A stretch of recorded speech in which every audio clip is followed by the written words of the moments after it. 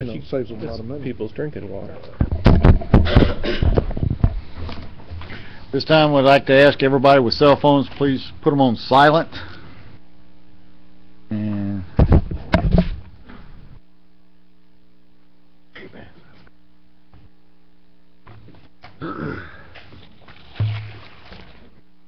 want to thank everybody for being here. This is Caddo Parish Commission meeting, August 7th, 2008. Roll call, Mr. Clerk. Sir, Mr. Brown. Cox. Here. Dominic. Here. Mr. Epperson. Here. Mr. Escaday. Mr. Jenkins. Present. Mr. Lynn. Here. Ms. Lynch. Here. Ms. McCulloch. Here. Mr. Pearson. Present. Mr. Smith. Here. Caddo. Here. Have a quorum, Mr. President. Thank you, sir. At this time, we're going to stand for a moment of silence. We lost a very dear friend of ours and former Caddo Parish Commissioner, Mr. Danny Dumas. After that, Mr. We will have our invocation.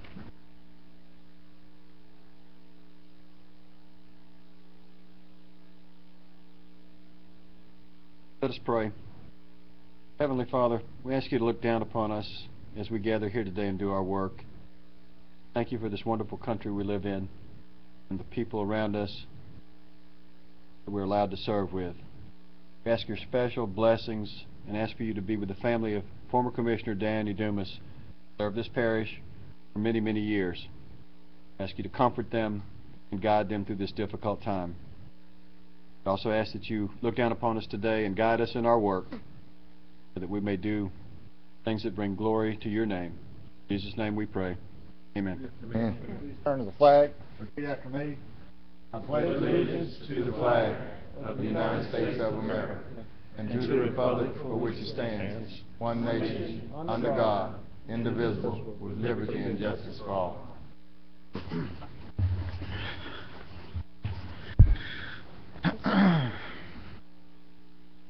And I'm sure before the end of the meeting we'll all, or some of us will have some kind words in remembering Mr. Dumas. But at this time, let's go forward. Adopt the minutes of regular session meeting held July 3rd, 2008. So moved. Been moved by Commissioner Escaday, second by Commissioner Pearson. Any questions? If not, please vote. Are they all on there? Resolutions, Mr. Clerk. Have it done on the agenda, sir. Thanks, sir. Communications and reports from administration. Yes, sir. Good evening, Commissioners, President Cox. We have two things today for you. Just wanted to let you become aware that we did give you a updated budget schedule, to give you more time, because what we know is we're getting an increased number of non-appropriate government requests that you will have to consider, so we'll give you some more time in the schedule to do that. And we have a presentation we'd like to make at this time.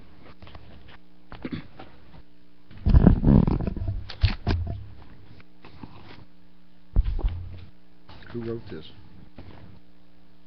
I don't know. Who wrote this?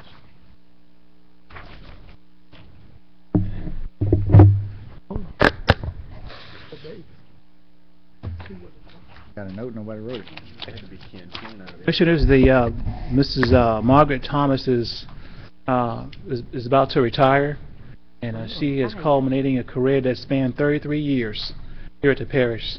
And I think it's safe to say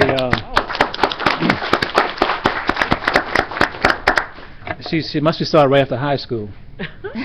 But she has definitely given the citizens of Caddo Parish the youthful years of her life, and we'd like to recognize her upon her retirement by giving her a memento from the commission, which reads as follows: honoring 33 years of dedicated service, March 17th, 1975 to July 25th, 2008.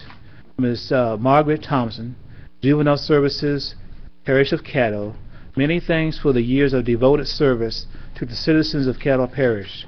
We wish you the best for a happy retirement. And certainly she has been a blessing to us and an asset that we're going to miss. And certainly whoever comes behind you have big shoes to fill. But the permanent smile on her face is that she's going home to enjoy the rest of her life.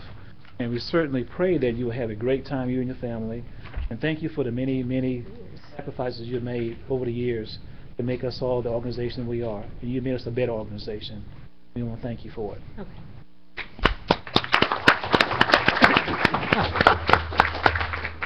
Never known you to be lost for words. 3 years, you gotta have something to say. As you said, after 33 years and a few months, that I should have something to say. And I can say that I was in a position that I was truly blessed, that for 33 years I got an opportunity to do something that I truly enjoyed and that I was truly passionate about. Therefore, it was kind of hard for me to want to leave my family. It was hard for me to depart from it, but I know there's young blood out there, young minds that need to come on in and take juvenile services to a great level. I hope that I did some great things. I passed young folks that I work with.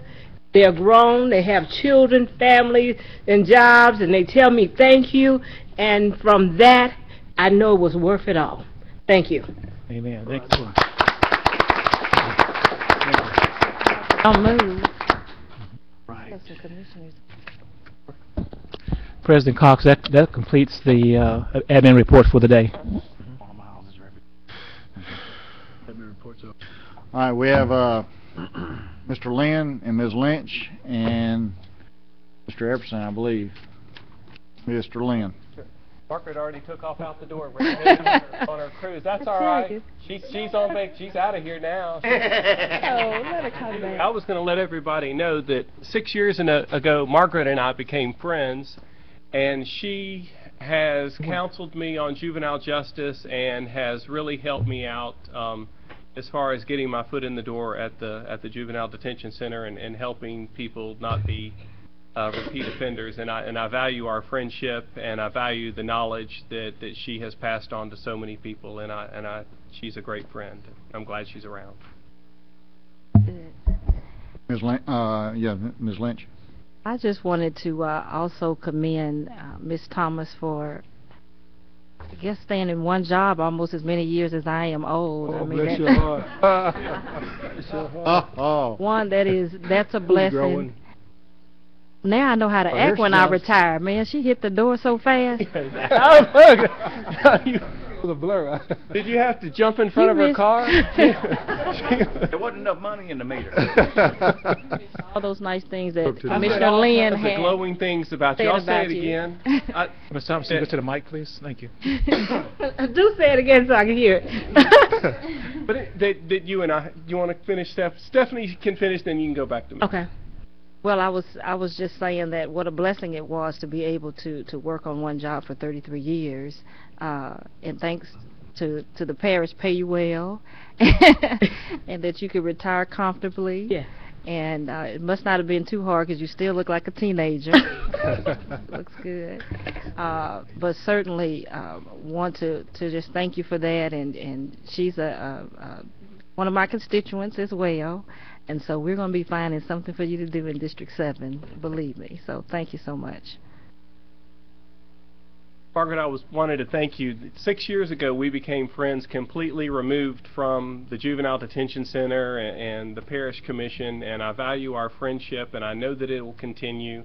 And I love sitting down and hanging out with you and your daughter Erica. And whenever you come in, I'll keep you up to breast as far as what's going on. And thank you so much for how you have helped me and the knowledge that you have passed on, I'm sure, to many, many people. And you're a blessing to the community and definitely to Caddo Parish. Thank you. Okay. Anybody else? I don't show anybody else up here. We got her out. Back in here. Somebody else. She ran all the way back in here. Okay. Thank you. Thank you. Oh. Mr. Epperson, okay. Oh, no, it's not. It's- with her. Okay. Okay, you're good. Now you can run like the wind. She can.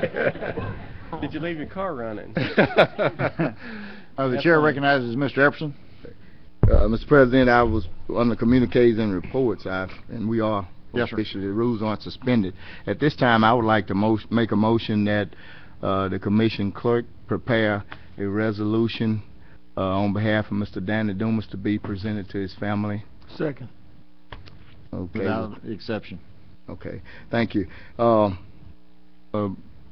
I'd just like to say a few words about my association with Danny. Yes, sir. I had the opportunity to serve with him for 12 years on the commission. However, Danny was my first political opponent. He always tell me, well, first time you got out there, I whipped you. But I said, Danny, we didn't have about 700 votes in there, and I said, I was just a newcomer and coming in there, and I say, I almost got you, you know.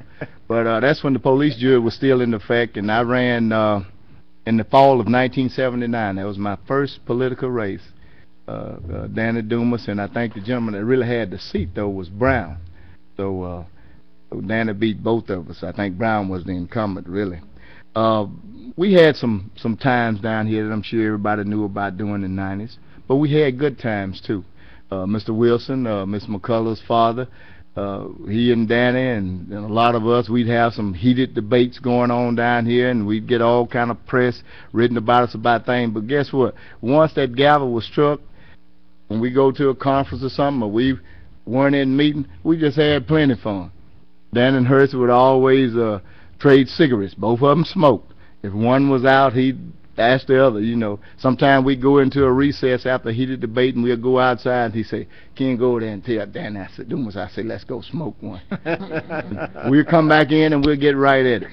But we had our differences. But, hey, that's what it's all about. Everyone has a different philosophy, and that's why we're humans, and we're different. We disagreed, but we were not disagreeable. And I have the opportunity also to be the neighbor of Danny's brother, Delbert Dumas. And we're just the best of friends. I take care of him. Him and his wife both was ill this winter. They had the flu. I go down and take the trash out for them and bring the newspaper up. So we had good times and we had bad times. But guess what? We were all still friends.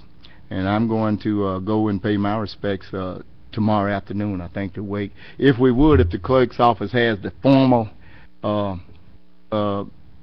times of everything, would they please announce that during this period of time? So that's all I have to say, and I would like to hope that God would be with Mrs. Dumas and also with Delbert and his wife and all of the Dumas family. Thank you. I do believe the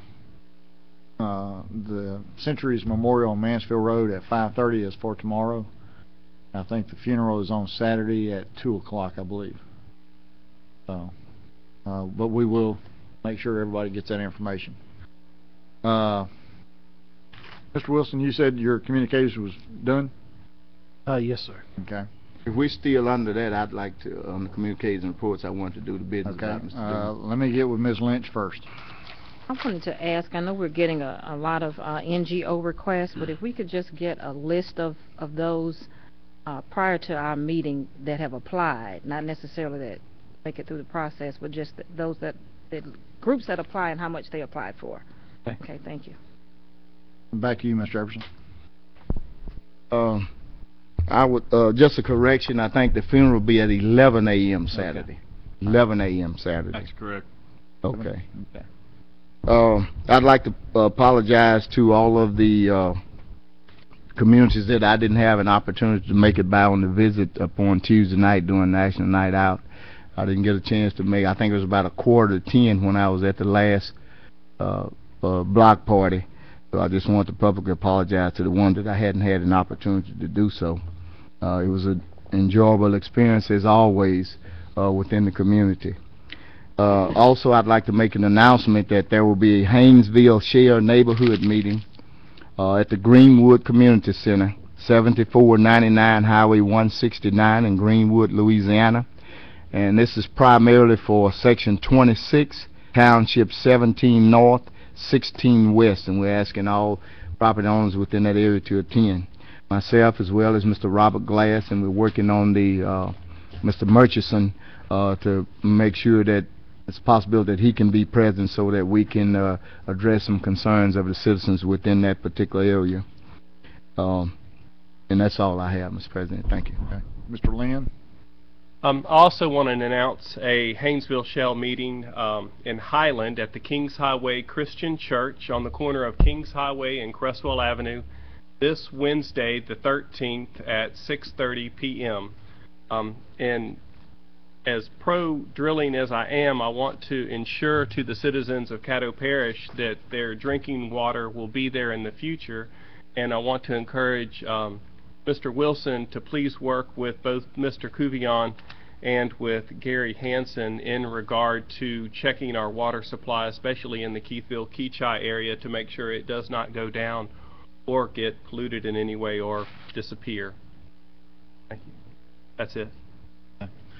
The chair would like to recognize a few guests today. I'm pretty sure most of them are going to be talking to us today.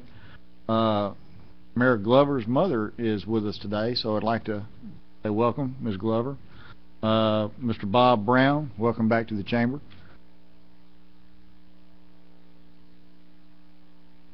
Okay.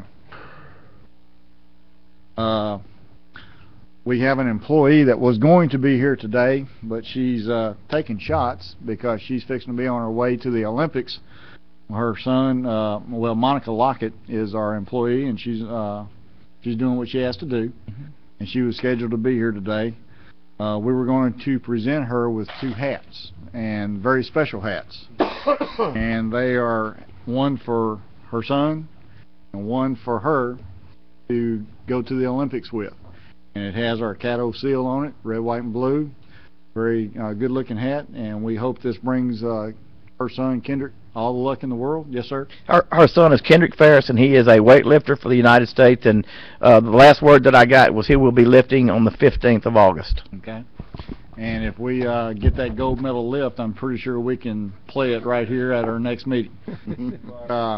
This is for them. We will get these hats to her before she leaves, and our thoughts, prayers, and hopes go out with him and her as well. So I hope they wear them in good faith. Also, I see Mr. Kirkland. Hadn't seen him in a while, so glad to have you back in chambers. Any other communiques? If not, we will move along. What was this? This is workforce management folks that's going to be coming to you next. Okay. All right. Let's suspend the rules to allow visitors. So moved. Moved and second without exception. Let's go with first. Okay. We have Ms. Bonnie McNeely, manager of Louisiana Workforce. If you would please come forward, give me your name and address. Good afternoon. My name is Bonnie McNeely, and my address is 1293 Cordoba Street in Zachary, Louisiana.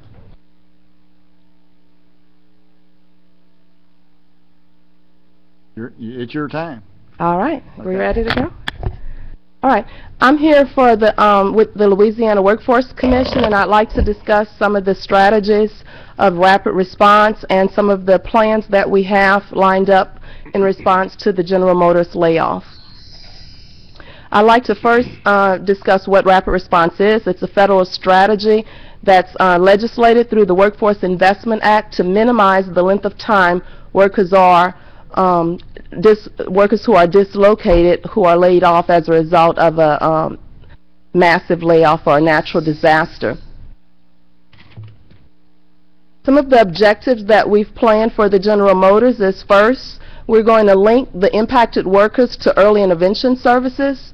We're going to leverage and align all available resources, and we're going to prepare workers for career jobs that are high growth and in high demand.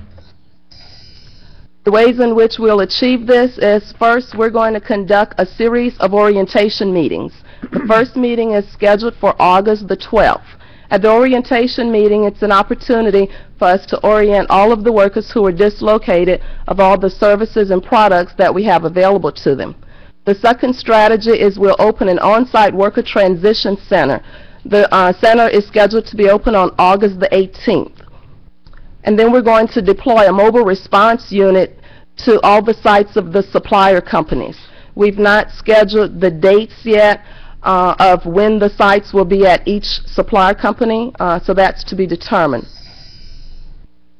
The way in which we're going to leverage and align our available resources, the first thing that we've done is we filed a petition for trade adjustment assistance. We did this August 1st, and we're awaiting a response from the United States Department of Labor, which we should get on October the 10th.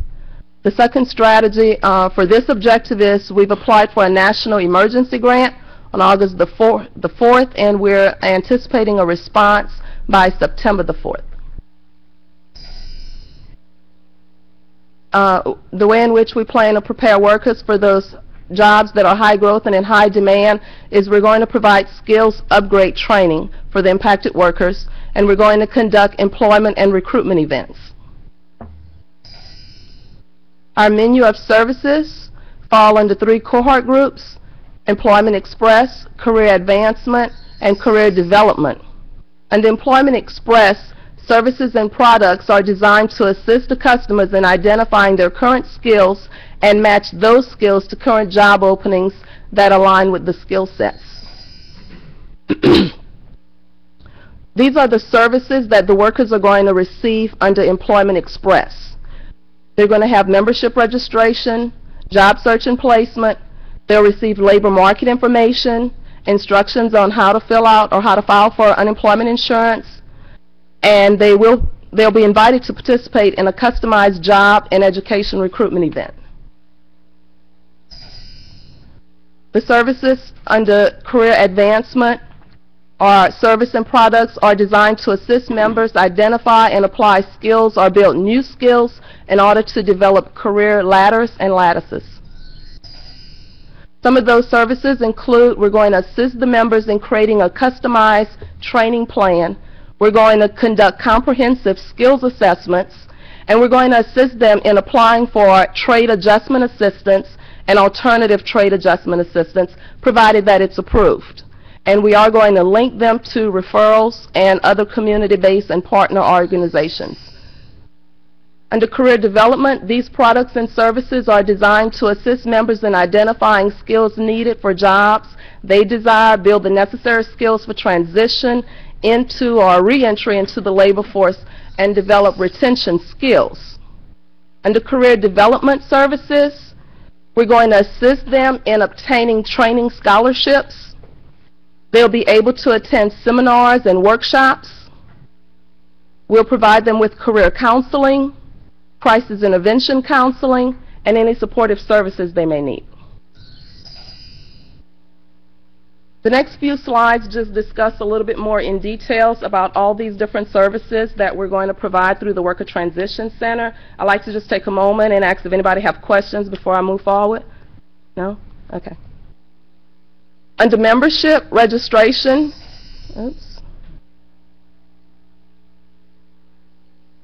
we're going to create assessment tools and resumes, cover letters. They'll be able to post their resumes online, and we'll help them file for unemployment insurance. Under skills assessment, what we plan to do is assist them in analyzing their skill sets in order to place workers with employers who have critical shortage jobs, which are high growth and in high demand, and we'll bridge skill gaps through skills upgrade training.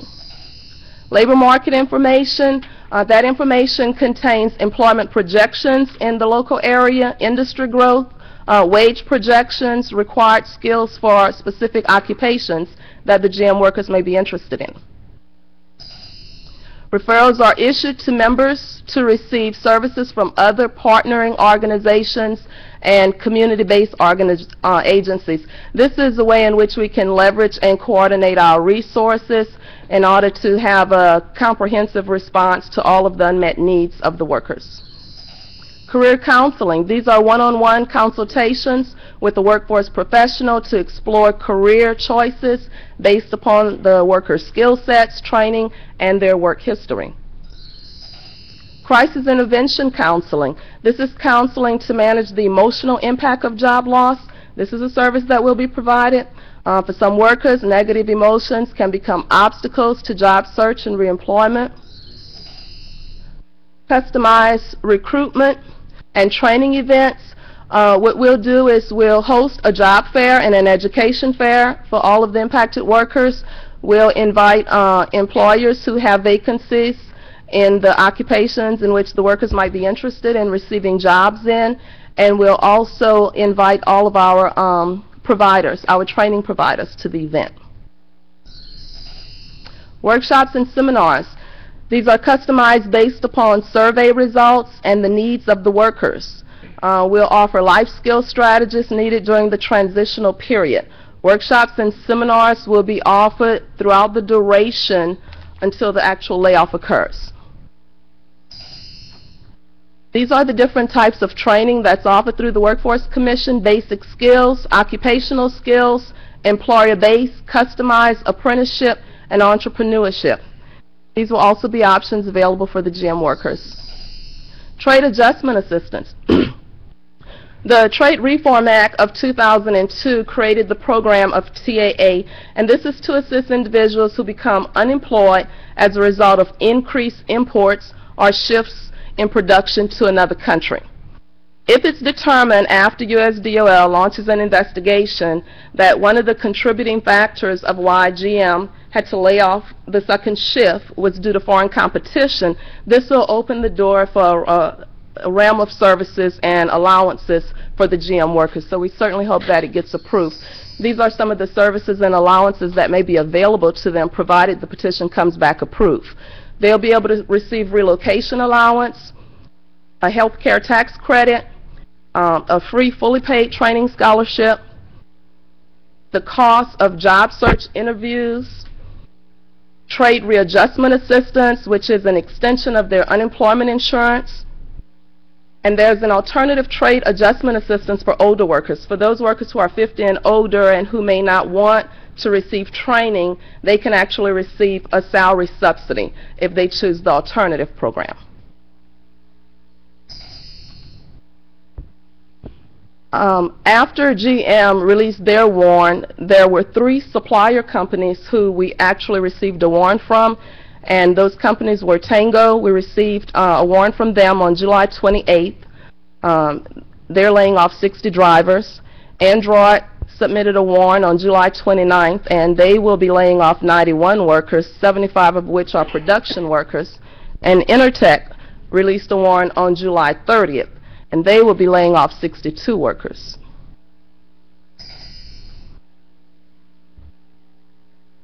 We're anticipating that we're going to get additional warrant notices from other companies. We suspect that there may be as many as 12 supplier companies who have workers who are going to be impacted by this layoff. We would like to ask those companies or encourage them to submit the warrant as soon as possible. The law requires 60-day notice. However, they can submit a warrant before the 60-day notice so that we can continue our planning as we move forward to plan services for all the impacted workers. But as of today, the total number of workers that are going to be impacted is 1,073. Jana Taylor is our local rapid response coordinator who is going to be taking the lead on this layoff. Her phone number is 318-362-5119. Long-term response strategies for GM, those strategies are still being developed to avert additional layoffs and to address the community impact, and they will be presented at a later date. That's it. Thank you very much. Any questions? I wanted to ask you a question, but I'll call, because we have a long meeting. I'll call you later. Thank you. Thank you. All right, before I bring up Ms. Sharon Brock, we're going to slide in Mr. Grant Suter. He's got some important information for us. Grant, if you would come forward, please. Yeah. And do your presentation. And then we'll get back on the, Ms. Brock will be up next. Thank you very much for taking us out of order. We do have to notify the bidding syndicates of the results so that the winning bidder can reconfirm their orders, and they're trying to do that before the close of business today. It is the appointed time to sell the second issue of $10 million from the $30 million general obligation bond authorization that we had.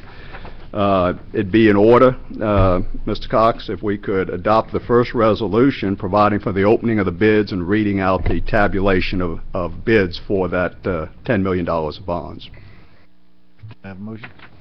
So move. Rules suspended. Second. Suspended. Yeah, we got to go back in the regular session. So we have we can do that first. Go back in.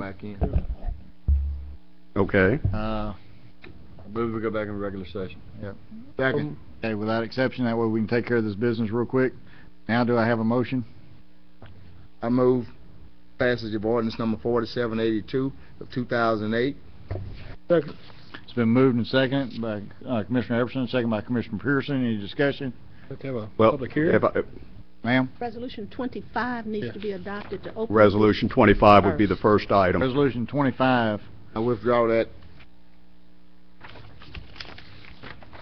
Okay, all I need is a motion for Resolution 25. Can anybody give me one? So moved. Okay, it's been moved and seconded by Commissioner Everson, seconded by Commissioner McCullough. Resolution 25. Any discussion? If not, please vote.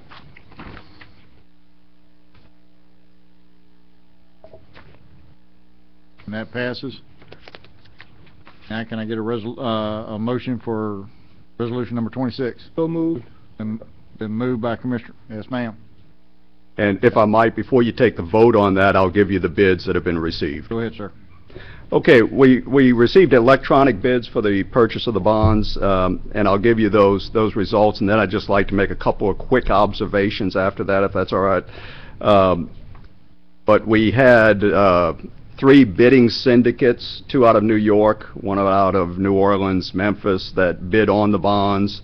The low bid was submitted by Morgan Keegan, 4.52%, 4.52. The next bid was by Citigroup out of New York, 4.57, and USB Securities, also out of New York, 4.79. So the low bid is 4.52 from Morgan Keegan. And just for your information, how that compares with the $10 million sale last year. Last year, the interest rate was 4.64%. So you did better. You had 1 more bidding syndicate this time. And the bids are very, very good. But the low bidder would be Morgan Keegan, and that would be the one inserted in the next resolution that you're considering awarding the low bid. Okay. Now may I have a motion, please? I move to accept the bid by Morgan Keegan. Resolution number 26? Yes. Resolution number 26 been moved by Commissioner Everson. Got a second? Second by Commissioner Smith. Any questions? If not, please vote. Get it over with.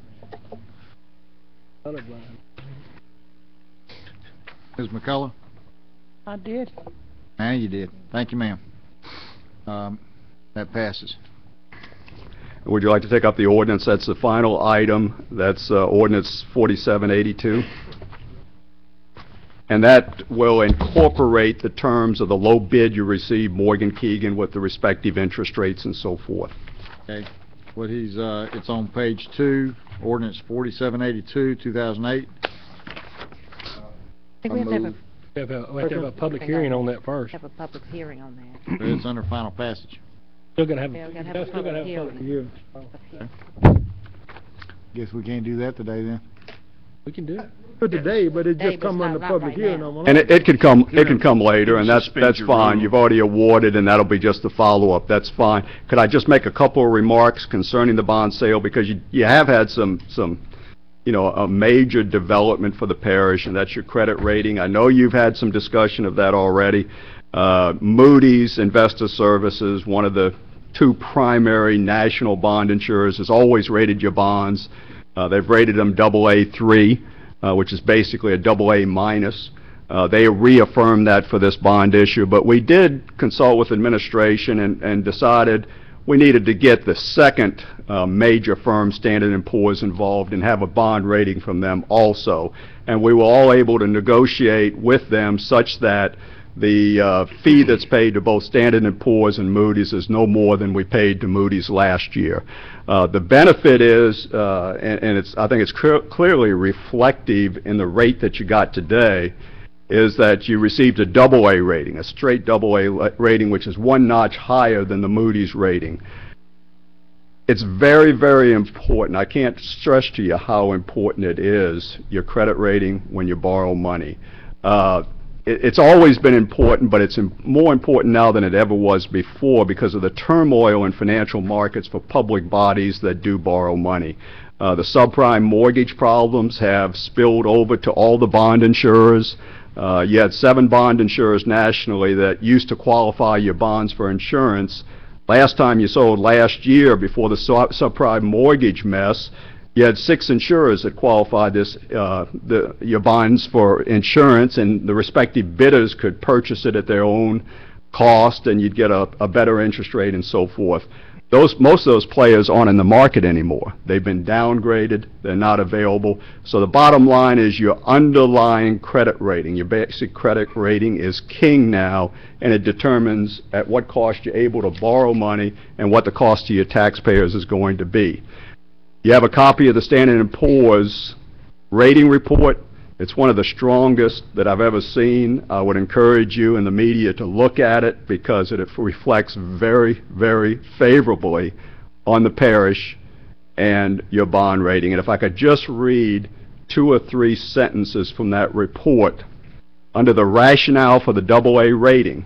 And by the way, there is no higher bond rating in the state. There's only 2 parishes that have an equal rating, Jefferson Parish and St. Tammany Parish.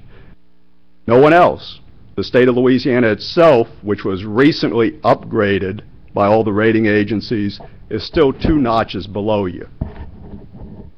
From the Standard & Poor's report, rationale for the rating, bullet point, historically very strong financial performance and position due to good financial management. Caddo Parish's financial position is very strong unreserved general fund balance and fund balance policy. They also note overall debt levels are low. The debt level to the taxpayers are low compared to other entities that they rate in Louisiana and nationwide. And finally, Standard & Poor's has had an additional test in their rating process, and they call it their financial management assessment, and they have different categories. Almost everyone that I've dealt with so far in the last 2 years since they instituted this has come back with a good rating. You came back with a strong rating. It's the first one that I've seen. Caddo Parish's management practices are considered strong under our FMA methodology, indicating practices are strong, well embedded, and likely sustainable. And also it references specifically the finance department, which is the first report I've seen that's referenced the finance department. Very strong report, very good, and it's going to serve you very well next year when you sell the balance of the $10 million of bonds, and it will serve you very well in the taxpayers if you incur debt, issue bonds in the future. But I wanted to make those observations. Thank you. Thank you again. Thank you, sir. All right, go back, suspend the rules, have a motion to suspend the rules, go back into visitors. Second. And move them second without exception. We have Mr. Lamar Mills. Hey, but I think Commissioner Cox, I think he has stepped out. I know he stepped out just a little while ago. Obviously, he's not back. Okay. We have some cards here at the, sir. Yeah. Okay. These are matters other than zoning. I have, 1, 2. She's not here. Okay. Did Mr. Lamar come back in? No, sir. Brock come in? No, Ms. Brock did not make it. Okay, fine. Y'all killing me today. You know, I'm being to say, it's getting thick today. Let me give me a drink. Hold on a second. Oh, you were calling Escade Mr. Epperson, so I'm getting to wonder what's in that drink. Yeah. Later. All right, Cuvion, please come forward, state your name and address. You have 3 minutes. Jimmy Cuvion, 9950 Mansfield Road, Keithville. I'm here today to address you with concerns about the use of groundwater for fracking the well in Keithville, known as the Carmichael. It's located, if you come to the post office in Keithville, and you turn down the Kingston Road, and then you turn left on the Ivory Lane Road. At the end of that road, you'll find the Carmichael. Chesapeake has been using the pond water when it's available around these wells to frack them, And they have chosen on this well to drill into the Wilcox Aquifer, which is the only source of water that we have for actually 8 parishes in Caddo. 8 parishes, Caddo being one of them. The concern we have right now is that we have hundreds of people that live in the perimeter of this well, and we're concerned with when they displace up to a maximum of 3.2 million gallons for this fracking process. We have no way of knowing how that's going to impact the wells in this area. To carry it a little bit further, you can count about 100 sections from the DeSoto line up until we get to about Barron Road. There will be a well in each one of those sections, and as we understand it, they will have 8 wells in each of those sections.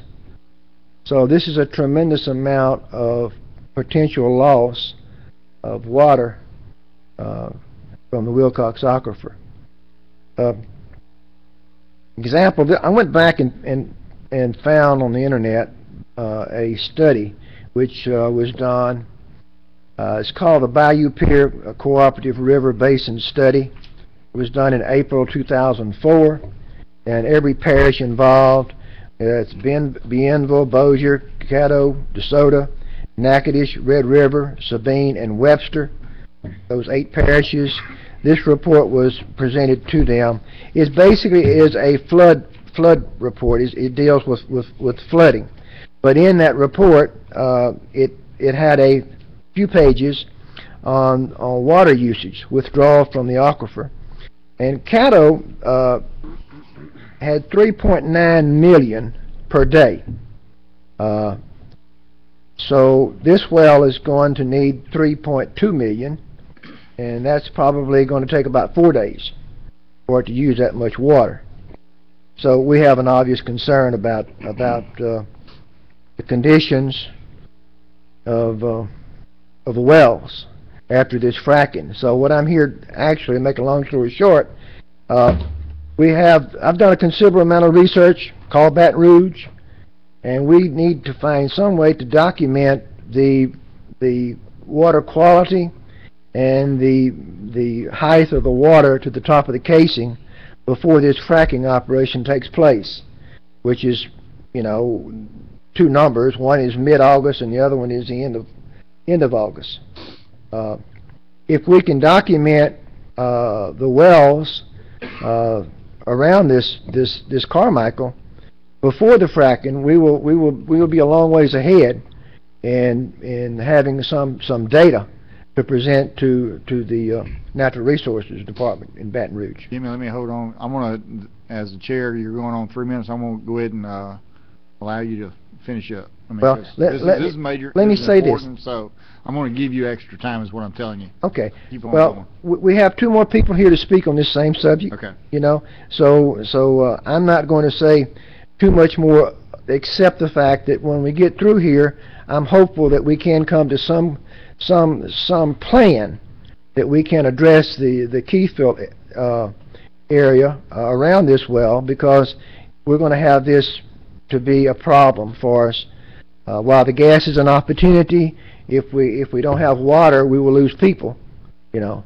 And let me say this way. It was explained to me this way: Keithville does not have to worry about residential development, because basically we have a big industry moving in, and that's going to be the gas industry. And so we'll have many pieces of equipment in the Keithville area, and it will probably make Keithville a place that you may not want to spend the night. So that is what we're looking at in our future, which we had no control over. Let me finish and say this: you have an ordinance which you're going to vote on today, and I was on that committee to review the charter. Talk about that. And I would like to say that... Can't talk about that. Can't talk about that. I won't talk about that. Thank you for your time. All right, sir. Comment at public hearing time. Yeah. He probably will. Gary Hanson. State your name and address. You got 3 minutes. Gary Hanson, 201 Pennsylvania Avenue. I'm here to talk a little bit about the monitoring program that the parish has put in play. I'd really like to also thank Woody Wilson, former Administrator Hanna, especially Robert Glass also, who we worked with very closely, and Randy Lucky, who had the foresight to see that we start developing a monitoring well program for the Wilcox Aquifer here in Caddo Parish. You have a handout. I'm not going to go through every page on it. It's kind of background material. Just quickly, this is a mini update. We have 5 wells that have been drilled and developed and are now being sampled. Those wells are sampled on a quarterly basis for water quality. On the monthly basis, we're getting the static water level, which will indicate excessive use of water out of the aquifer. We also can do field parameters with portable equipment that are water quality type data too. This is a phase 1 program. I'm hoping we can do more wells. You can't really cover the whole parish with 5 wells. If you will look at the page that shows where the wells are located, they're clustered more in the southern part along the boundary with the city. And drilled 5 wells, and all of them were not dry. They were wet wells and good wells overall. But that's one of the questions I do have about the concern with the wells that are moving in, drilling for the Haynesville Shale. We do need to look at that. We don't know exactly what's going to happen. More monitoring wells will help. They are trying to use various other sources besides groundwater, as Mr. Kuvion said. But also keep in mind, it is a surface water aquifer. It's being recharged all along the surface. So depletion will be restored eventually. We just don't know how much will go down. To give you an idea quickly, a problem like Southern Trace years ago, they went from 64 feet depth below surface to about 113 feet below surface. Now there you're pumping out water continuously, and that's not the case when you drill oil and gas wells. He is right, Mr. Kuvion, I think is very much on target. They will be up to about 3 million gallons used, and that'll be used very quickly. Then they'll have water coming back. That water will be taken off location and treated.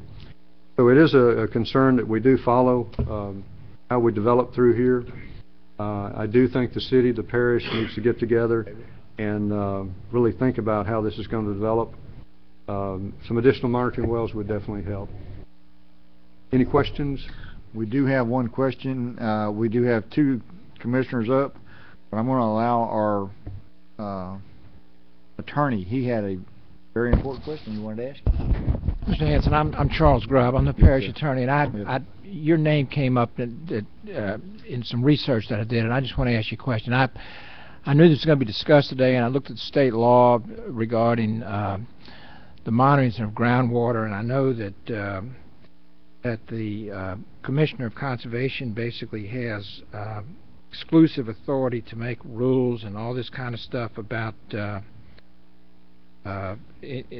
things to prevent wastewater resources and all that, and I started trying to find local people on something called the Groundwater Resources Commission, and there are no local people on that. But I did notice that you're listed, at least on the website, as being a member of something called the Groundwater Management Advisory Task Force. That's correct. And so I guess my question is and I noticed in reading the statutes that water wells that private water wells basically have to be registered with the department within 60 days of the completion, but wells done in concert with the development of oil and gas, it's 60 days after their completion, which basically means I'm going to do it now and tell you later. And so I guess my question is, I do think that Mr. Kuvion and you are right that this forthcoming drilling development that we're going to have has a potential to really be a disaster for our aquifer. And the question is the State Department of Conservation up to the task of protecting the water source, and am I correct that they really have exclusive jurisdiction over it, and there's not too much this body could do about it? I think you're right on all the points you made. I was, and still am a member of we still have the Governor's Task Force that started under Foster. We worked almost 3 years to develop a state water plan, an excellent plan, which included really all of the stakeholders, all the industries you can imagine, plus public. We came up with a very good plan. And that plan, unfortunately, has been re-legislated in the last year, a little over a year, and took out some of the key elements. We had one of our concerns was that we need to designate critical water areas. We only came up with 3, and now that's been changed to critical. Well, it's still there, but above it now you have area of concern, which has no teeth at all as far as monitoring it. You ask a lot of different questions here. DOTD, of course, does require that these wells be registered. I was actually involved in that decision on how are you going to deal with the service water supply wells for oil and gas drilling. Typically, you go out and drill a well, and 20 to 40 days, you use some groundwater to drill that well, and then you turn the well over to a local farmer or you plug it. And that's what we were looking at versus 25 million gallons a day in rice farming. Or a lot of other plants and facilities use a lot of water. Things are changing, though. We're seeing these massive fracs coming with pretty high density drilling. So a lot more water is going to be used than we anticipated when that water plan was put into action act, put into place. So we came together as a group, also an informal group here in North Louisiana, all the way from Toledo Bend through Caddo Parish and Bossier Parish. That several times. This is where this water, really the idea for putting these monitoring wells came together. So we've been working on this for several years now, seeing it coming forward. Our biggest concern was the development of houses out in the parish area and only using Wilcox water. So we came up with locations concerned more about development of housing. As it turned out, as you can see in one of my drawings here, we have our Hannah Park well ended up being about 500 feet away from the first, in that area, Haynesville test. So we will be getting data from, certainly from that well. Could you go back over some of the other questions I have? Well, I mean, I really just, the principal concern is whether the Department of Conservation has enough.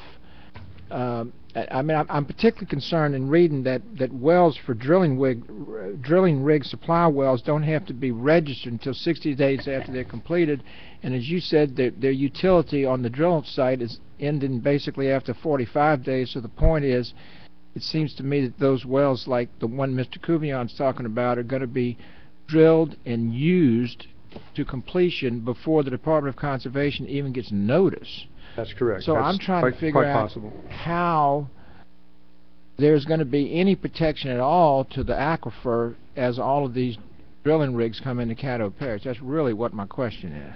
And I have a good friend who has been in the Barnett Shale play. In fact, he developed the permit process over in Fort Worth. We've talked a lot about this. They formed a committee, industry, 2 members from industry, 2 from local city governments, and some from the public, and they started working together on this issue. And how are we going to use this water? What water will we use? Where are we going to be overdrafting potentially? So a lot of that needs to come together. What we did informally, to some degree, with our Water Resources Group, was to do what we'd come up with for the state. You know, at Lafayette, they're doing something very similar to what we've done up here. Looking at the water issues. But you're right, the problem is no one really has that much authority to do much of anything about it. And action needs to be taken in that area, I believe.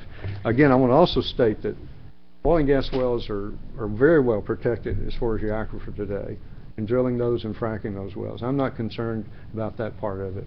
I'm more concerned about the depletion of the resource. Thank you, sir. Mr. Epperson. Nothing. Mr. Smith. Mr. Hanson, 2 questions really. Sure. Average depth of these wells, and 3 of them are in the southern part of the parish, and I know these haven't been online very long, but have you noticed any difference in any of these wells in the southern part of the parish at this early date? No, we haven't, and it's going to take a while to see a response. We've just really got the wells up. I've got right here the very first water quality analysis on our first run through. So we haven't seen anything. We haven't had the opportunity to see anything yet, really.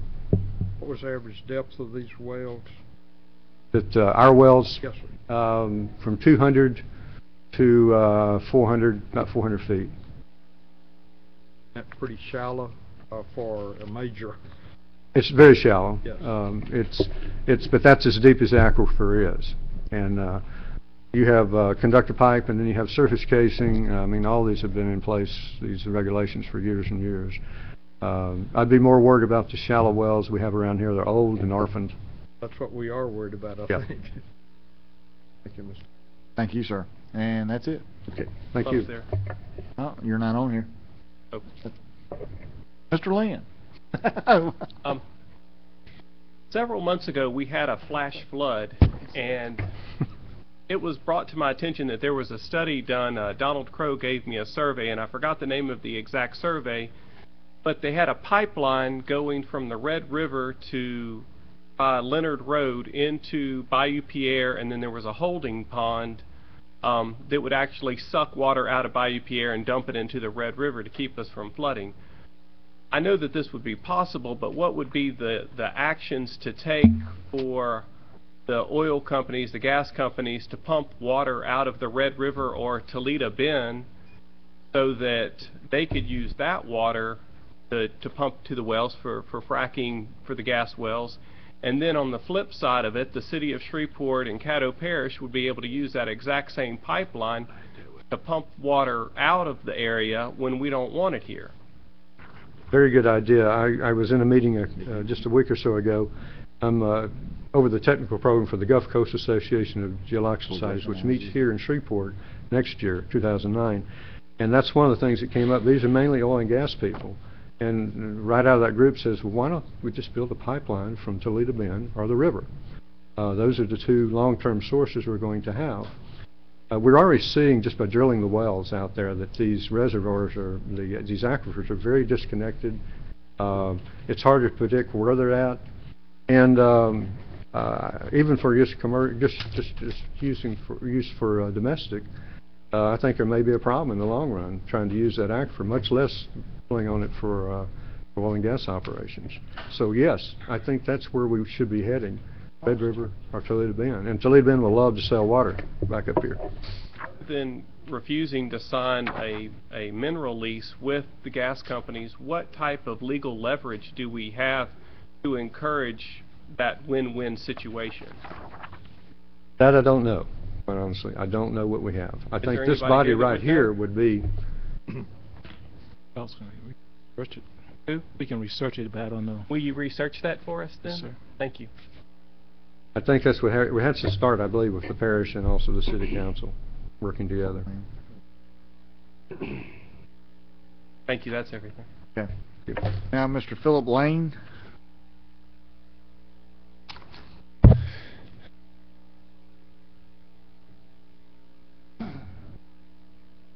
Good afternoon, Mr. Lane. Address, name, you know the drill. Philip Lane, 5425 Haywood Drive, Keithville, Louisiana. And I want to also extend my condolences to Danny Dumas's family. Many times I know that y'all have met Danny away from here at a restaurant or whatever. He's always got that wide smile. Just a very genuine individual. We'll miss him. I hope to be able to give you some little more facts to get a feeling for how serious this problem is. I began to become concerned about it about 2 years ago, and stand a little closer to the mic. And at that time is when I heard that the parish was starting to conduct these water depth surveys and water quality, and I commend Woody on his concern and those that were involved at the time.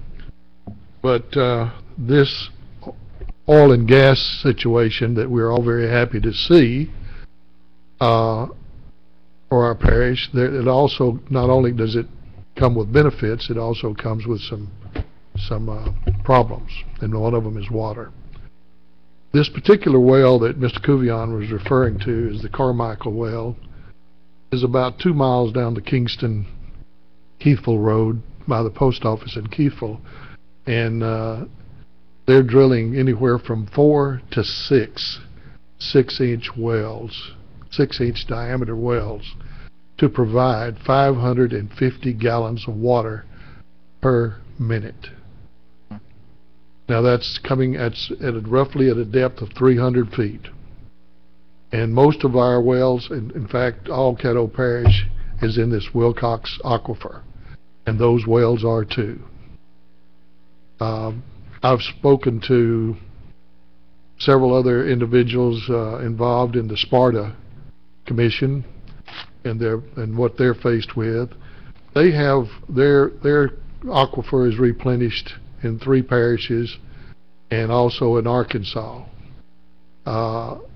Ours is by filtration, as indicated by Mr. Hansen, and it's a very, very slow process. So slow that one geologist made the comment that once the water is taken from the aquifer, it never goes back. Now, I realize that's probably an exaggeration, but it does indicate to you and I how slow the replenish rate must be. Now, 2 years ago, the thing that came to my attention was the fact that I was beginning to run out of water. So I said, well, I'm going to find out just what the depth of my water table is at my property on Haywood Drive. Turns out it's 90 feet. When I drilled that well in 1974, which is approximately 30 years ago from that time, the depth was 30 feet. Now, I had heard prior to that water table was dropping 2 feet a year. Well, if you do the math, I think you'll come up with the fact that's about what it's dropping. When my grandfather drilled his well right across from the Keithville School, the well flowed artesianally. It didn't even require a pump. The water came to the surface and flowed for days on its own. It's down to the 100-foot level, close to it. I've had to drop both wells, the pumps, 30 feet. They were both at 100, Haywood and at Mansfield Road. So I've dropped both wells down 30 feet in order to replenish the water, or to obtain the water that I need. The USGS, United States Geological Survey Department, drilled 4 test wells over a period of years. But what's puzzling to me is they only took the data for 1 year from each well. I've got a call in to the guy that's our local in Ruston. He works for the USGS, is to find out, are those wells still available in Caddo Parish, and can we obtain data from them at this point? And the reason that that's interesting is, Mr. Lane, I'm going to give you about another minute. Okay, is that the data that they obtained over 27 years on these 4 wells, guess what the drop in the groundwater table was? 30 foot. 2.37 feet per year. Now, if anybody thinks that we've got a excellent water source continually, has got another thought coming. And my suggestion is you take some of this money that you're getting from these gas leases and you put it into this water research situation that Woody and them are trying to do, and it needs to be done soon. Mr. Hansen pointed, I think there was a question about laws. Well, 2 things, I'll say this and I'll wrap it up. Houston wanted to come over at one time and borrow some of Louisiana's water. They wanted to buy 100 acres over in Louisiana and drill wells and pump it to Houston. You know, there's nothing on the books to prevent that. They could have done it. I'm sure political pressure is what prevented it from happening. The other thing is that there is no policy under the State Groundwater Commission. There's never been a state policy issued. They don't even look, they rubber stamp all the wells that are under 8 inches. So these 6-inch wells, you know, there's no review of what it's going to do. Nobody knows. We don't have any information. We're sitting up here naked. So y'all need, I think, to get on this particular situation before we have a very serious problem. And that's all I have to say. You got any questions? I show none. Okay. Thank you, Mr. Lane. Ladies, if y'all want to come get your equipment before the next one comes up. Mr. Wilson had something. Mr. Cox, could I read something with respect to what we were just talking about? Yes, real sir. quickly, sir? This has to do with some information regarding the law. It says that, but that is not the whole story, because every state agency, including the Department of Natural Resources, not only has statutory authority, but also a constitutional responsibility. In particular, the Louisiana Constitution of 1974, Article 4, Section 1, the natural resources of the state, including air, water, and health, and healthful, scenic, historic, and aesthetic quality of the environment shall be protected, conserved, and replenished insomuch as possible, and consistent with the health, safety, and welfare of the people. The legislature shall enact laws to implement this policy. Yeah. Okay. There's our backbone. Mm-hmm.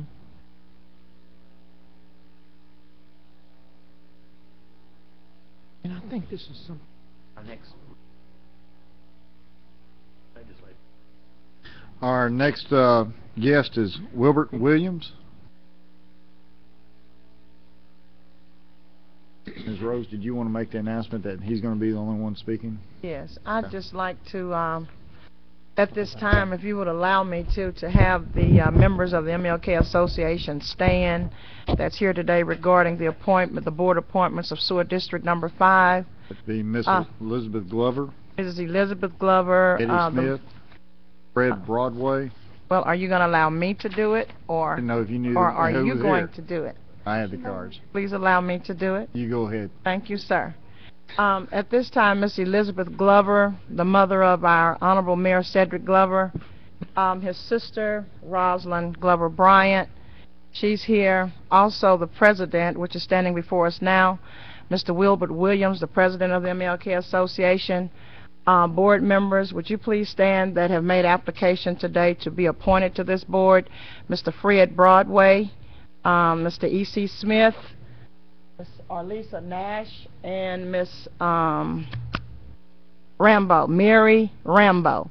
Mr. Player was unable to make it here today due to some family issues that were going on, so we will be seeing him in the near future. But I want to thank you all for being present today, and due to our timing, we're just going to allow our president of the MLK Association to speak to the commission at this time. Thank you so much for coming. Sir, if you will, state your name and address for the record. I am Wilbert Williams, 2755 Circle Drive, Shreveport, Louisiana. I'm the president of the Martin Luther King Neighborhood Association. To Administrator Wilson and the other commissioner, once again, it's nice to see everybody's smiling face. I'm here today just to ask for your support and your vote in getting Sewer District Number 5 committed back together. There's some issues that came up that should have been addressed, I guess, back in 1981, but they're coming up again. Just to give you a little, it's going to come under the umbrella of the Martin Luther King Neighborhood Association. And we are an association that gives back to the community. Just this past year, just a couple of examples, we was able to put a brand new state-of-the-art computer class in Lanier Middle School.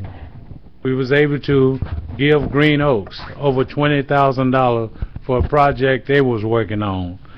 We was also able to help Newton Smith and 2 of the other elementary school in the neighborhood. Most of my board, well, not most, but all of my board members works on a volunteer basis, so we're not in here for the financial part. We're here to see what we can do to give back to the neighborhood. Just this past year, I was in a class that the mayor had organized to get developers to go to school to where we can develop our own neighborhood. But due to the fact that I was in this school and a lot of stress, I don't know if that caused it, but I had to drop out the class because I had open heart surgery. But what I want you to realize that what we are doing, we are here not for the financial gain, but we're here to try to enhance the MLK neighborhood.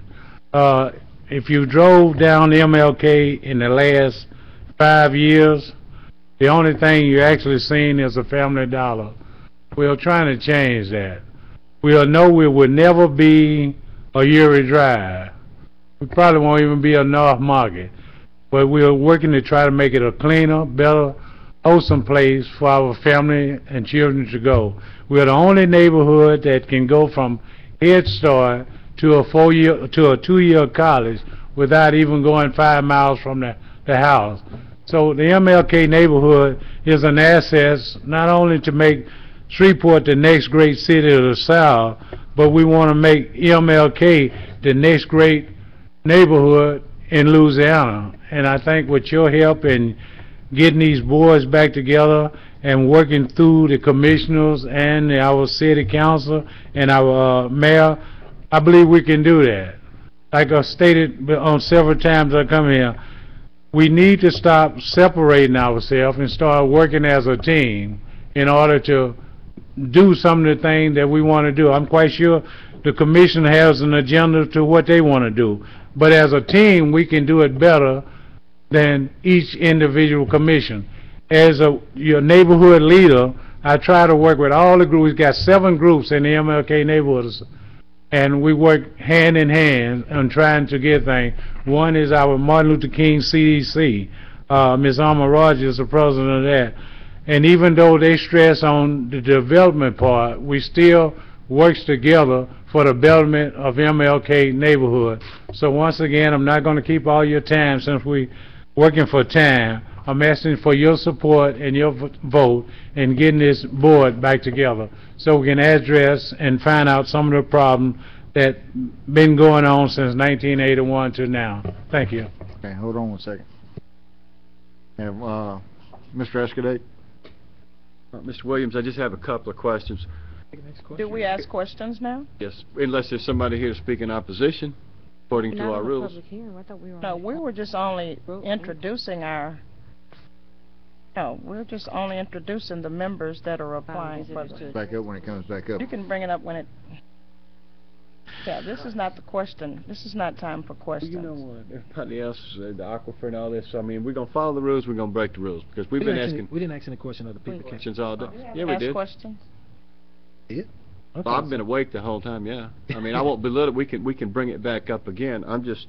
Point of order, Mr. Want to make President. sure. Are we operating under the allowing visitors to address the commission? I thought no questions were asked on that, because I've been stopped time and again from asking questions under this section. What we'll do is, Mr. Escudate, if you would ask your question at the...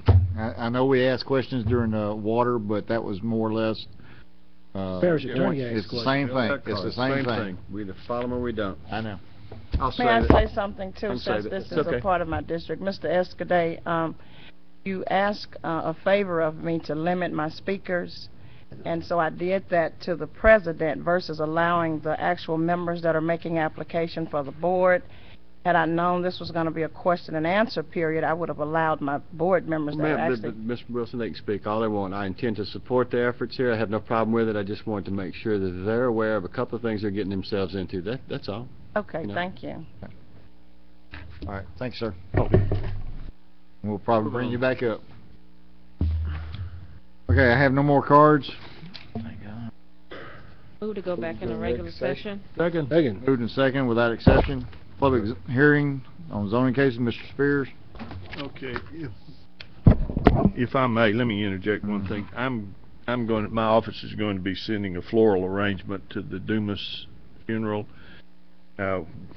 Regardless, but if any of you want to participate in it, that will be accepted. Sure. Zoning case P6, ordinance 4784. Wayne Reed, the applicant, rezoned property north side of East 70th Street for proposed B2 development. Is there anyone in the chamber speaking on behalf of this? there anyone in the chamber speaking against this? Mr. Spears?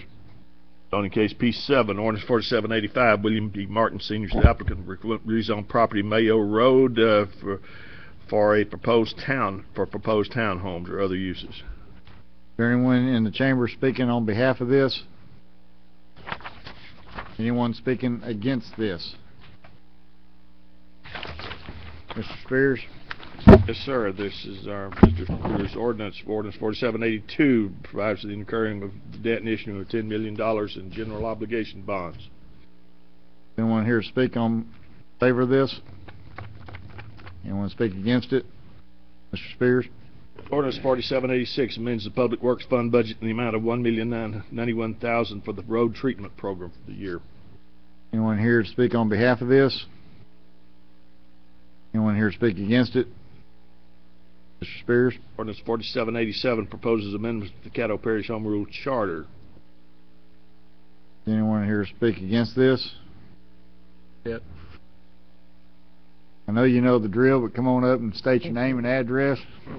It was nice to have you back in the chambers. Thank you. Bob Brown, 1509 Cambridge Drive, Shreveport. It's good to be back, and when you called the roll and asked for Mr. Brown, I almost said present. I've had the opportunity to work with every commissioner here except Mr. Lynn, and have enjoyed some of it, and had the experiences that Mr. Epperson mentioned where we argued before and then went forward from that point. Some of the commissioners, I'll say that I definitely liked and respected both. And I do want to say that Danny Dumas fit that bill. He was the, I think, the man of the most integrity that I have served with. Other commissioners I didn't particularly like, but I did respect. There were a couple that I neither liked nor respected. I'm a president. I do want to say that kind of, when I think of the state legislators, I had the same feeling sometimes, in that this time they had the common sense and they were smart enough to repeal some of the Stelly provisions that I thought needed to be repealed. They were a little less smart, or stupid actually, I think, to try to put by something that would benefit them with doing the pay raises. I also think they were smart enough not to take on term limits, because it would have been looked on as being self-serving. I think there's three reasons that you should not put term limits on the ballot. And quickly, I think it's good for the parish, I think it's good for the constituents, and I think it's good for the individual. For the parish, you get new ideas with new people. After a number of years, I think that each of us can become a little stagnant. I didn't believe it before, I do now. I think it's good for the constituents because it gives the opportunity for different people to come forward to have the opportunity to serve and to see how government works. And the surprise to me is I think it's good for the individual. I'm not on the commission right now. My apologies to Mr. Thibodeau, because one reason I could not run for term limits. I think it has been good for me to leave the commission and look at it with a different perspective. I think the first term when I was on, I think I was talking to Mr. Jenkins earlier, and I said, when a constituent called me, I was just so eager to go help them and to call the administrator and to get Public Works out just right away. In the 12th year, it was, I wonder what this guy wants. Do remember, and in particular, just before we finished, that this was after one of these flash floods that was just mentioned, and this individual called me up to tell me that I needed to come out and see him because the water was running downhill into his yard. And I thought I should call the news media quickly to watch this phenomenon, to watch the water go downhill.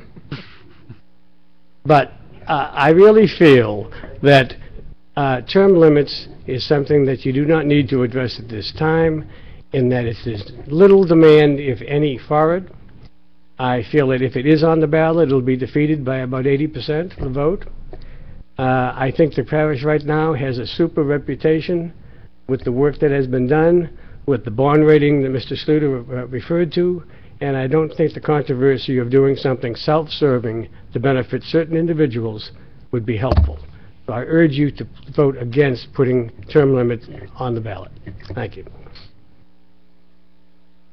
Anyone here, anyone else in the chamber speak against it? Please come up and state your name and address.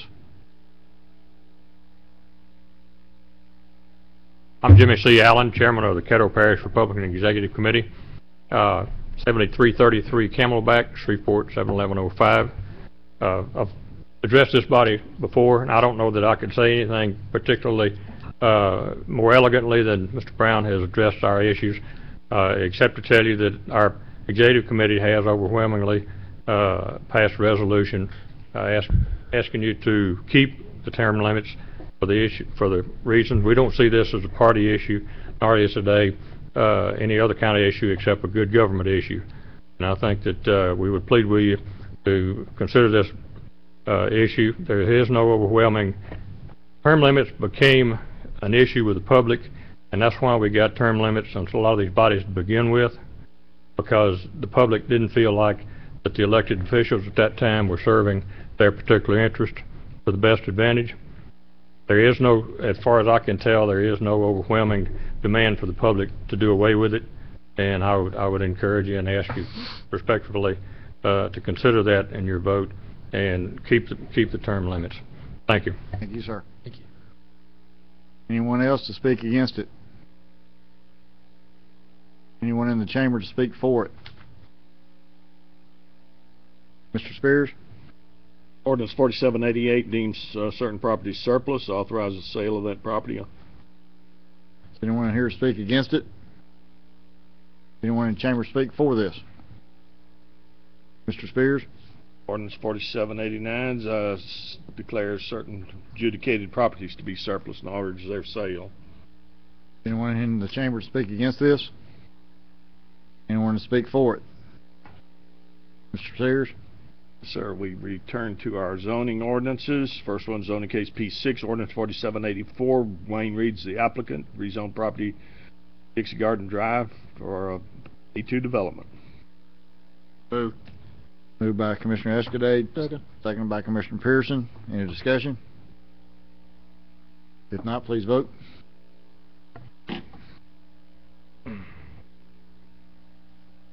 That passes. Mr. Spears? On case P7, ordinance 4785, William Martin's the applicant, rezone property Mayo Road for proposed townhomes. So moved. It's been moved by Commissioner Thibodeau, seconded by Commissioner Smith. Any discussion? If not, please vote.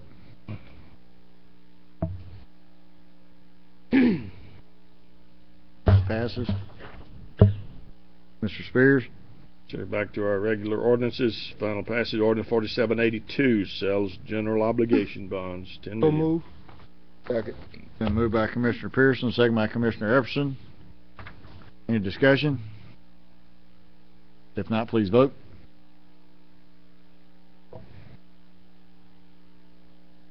And that passes. Mr. Spears? Ordinance 4786 amends your public works fund budget to put $1 million for the road treatment program. We'll move. Second. Been moved by Commissioner Epperson, second by Commissioner Pearson, with discussion starting with Ms. Lynch. I wanted to make a request for some documents on this. When I stepped out, I was going over this particular ordinance with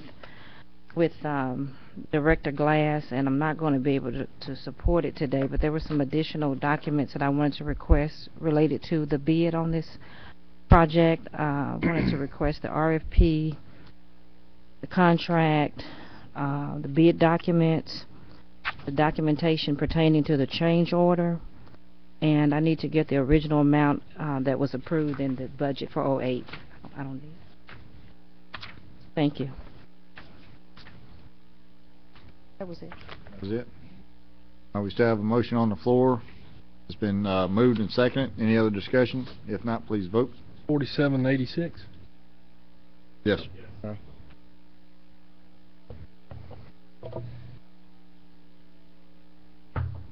That passes. Mr. Spears? Ordinance 4787 proposes amendments to the Caddo Parish Home Rule Charter. Moved. Second. Moved by Commissioner Escudé, second by Mr. Pearson. Mr. Escudé, Mr. Thibodeau, Mr. Dominic Pearson, in that order, Mr. Escudé. I'd like to, I move that we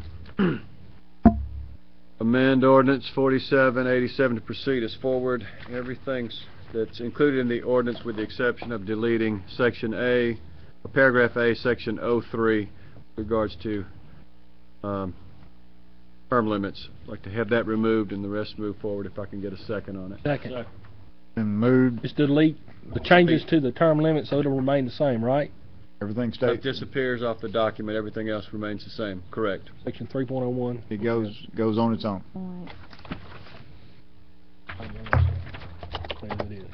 We have a motion and a second to remove that part of the charter. 3.01. No, up there also. Any discussion on that? I'm blocked right now, so I still have Mr. Thibodeau, Mr. Dominic, Ms. Lynch, Ms. Jenkins. Mr. Thibodeau, you still want to speak? That's the same thing I was. Mr. Dominic, did you still want to speak? I just want to make clear that what we're doing is everything's going forward with this, the exception of section 3.01. That will the changes that it reflects will be deleted so that term limits will still be in effect. It won't be on the ballot. It will not be on the ballot. That is correct. Correct. Okay, Ms. Lynch? It cleared up my question. Mr. Jenkins? I just want a point of clarification on this vote. It's going to be, it takes a 2/3 affirmative vote for anything to go to the ballot. I want to be clear on that first. Is that correct? The point I was going to make is that's correct. It will take 8 votes to adopt the ordinance to put anything on the ballot.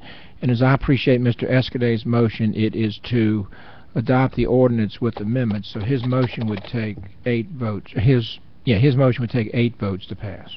That's correct. Any action that we're taking that's going to amend the charter, be it by amendment or otherwise, for it to go forward, these 8 votes to pass, right? That's correct. Yes, sir. All right. Just want to be clear. Okay. Mr. Pearson? We need to make sure on that. We got some. Just confused me. Wait a minute. We're not amending the charter. What we're doing is taking a vote to put some charter revisions on the ballot. We're not. No, that's not correct.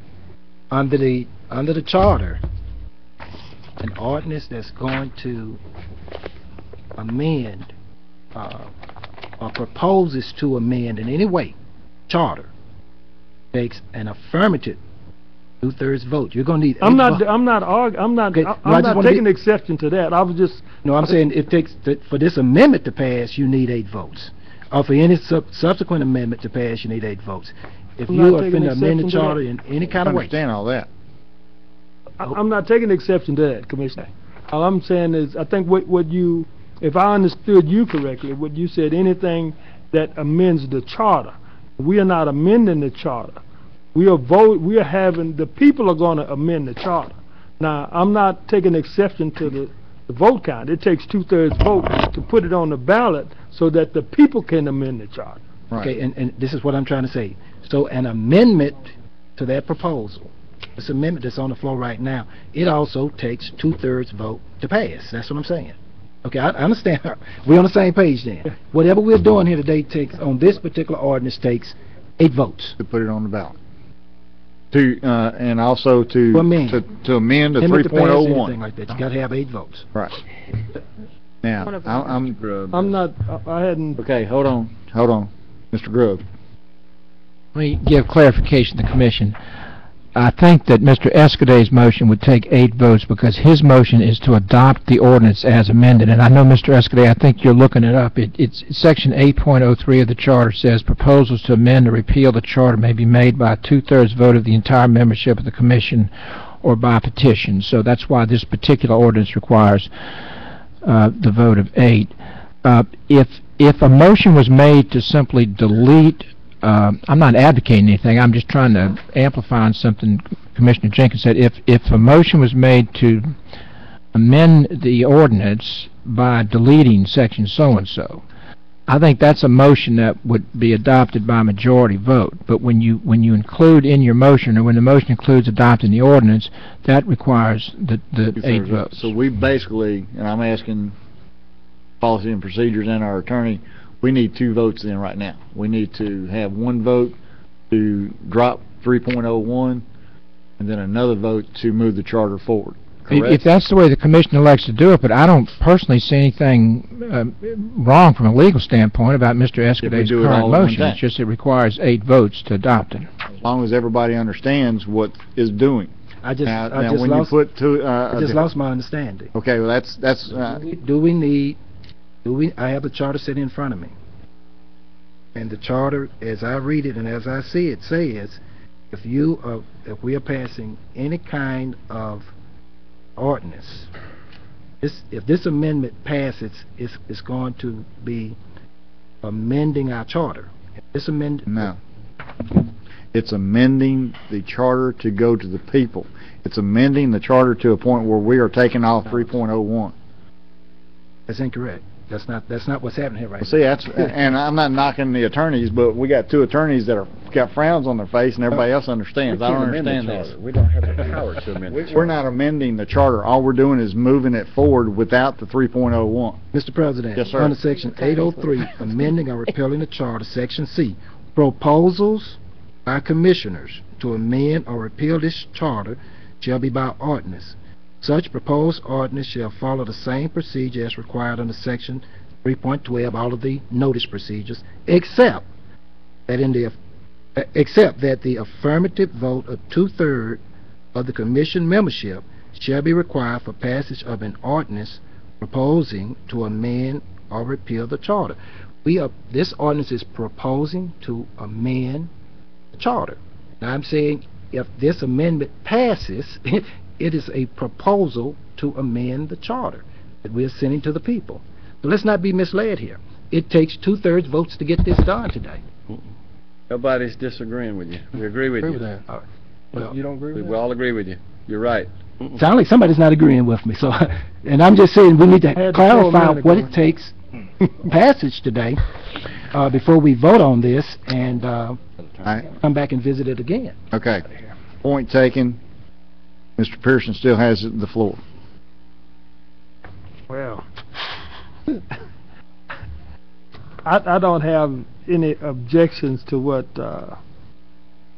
Commissioner Jenkins is saying. It's going to take 2/3 vote to do whatever we're going to do. Now, amending, regardless of the semantics and how you say it, amending the charter to take it to the ballot is, I guess that's what we're doing.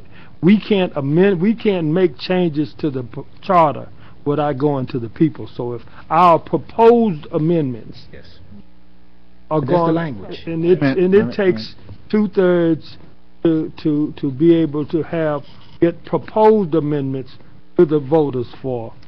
Okay, now with that being said, I'm through with that part. I want to make sure that I get my little nudge in before I lose the vote. As I have difficulty understanding the fear that people have of taking things to the people for their decision, and specifically I'm talking about term limits. I think the people are smart enough, and I think the people are intelligent enough to make a decision on who they want in office. And to talk about career politicians is as if it's automatic every 4 years that somebody's going to walk back into a seat without the people making the decision. And all I'm saying, and I'm not going to support taking it off. And I support to get rid of term limits simply because, or to take it to the people, simply because I think the people ought to make the decision. I don't think we ought to sit here and make a decision for people. I think they're intelligent enough. Commissioner Epperson is a prime example. You know, he came in and ran against an incumbent And the people decided, in a new district to him, the people decided that they would rather have this gentleman than the incumbent. The people made those decisions. You know, on the school board we had another instance. So I think it's insulting to people who vote, to me, to take the decision out of their hands. And if they believe in a person, if that person serves them well, I think they ought to have the option. You know, and I believe that. I think they ought to. I think the gentleman mentioned, you know, that someone wasn't serving well, and that's what gave rise to term limits in the first place. Well, if they wasn't serving well, then all the people had to do was vote him out of office.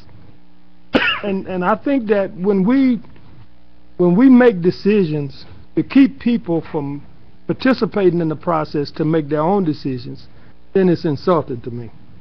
And it's when I don't have a voice in it, and your vote is your voice, and I think that's really insulting.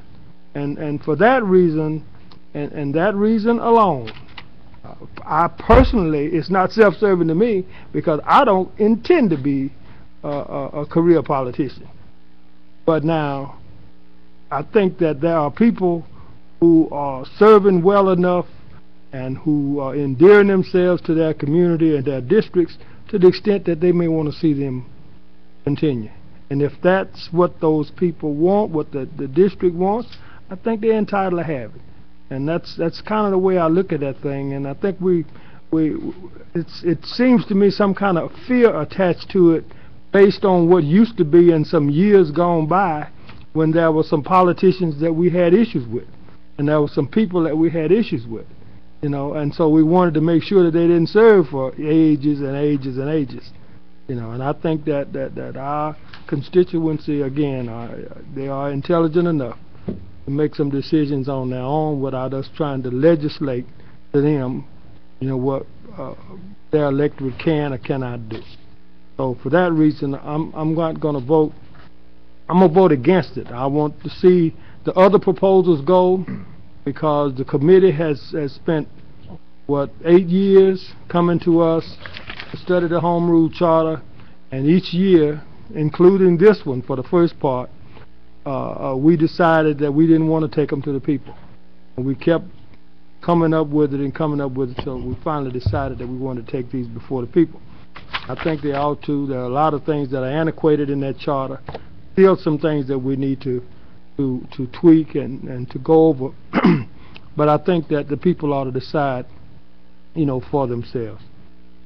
Thank you very much, Mr. President. Thank you, sir. Mr. Lynn. I move that in addition to the deletion of number 1, that we delete number 6. Second.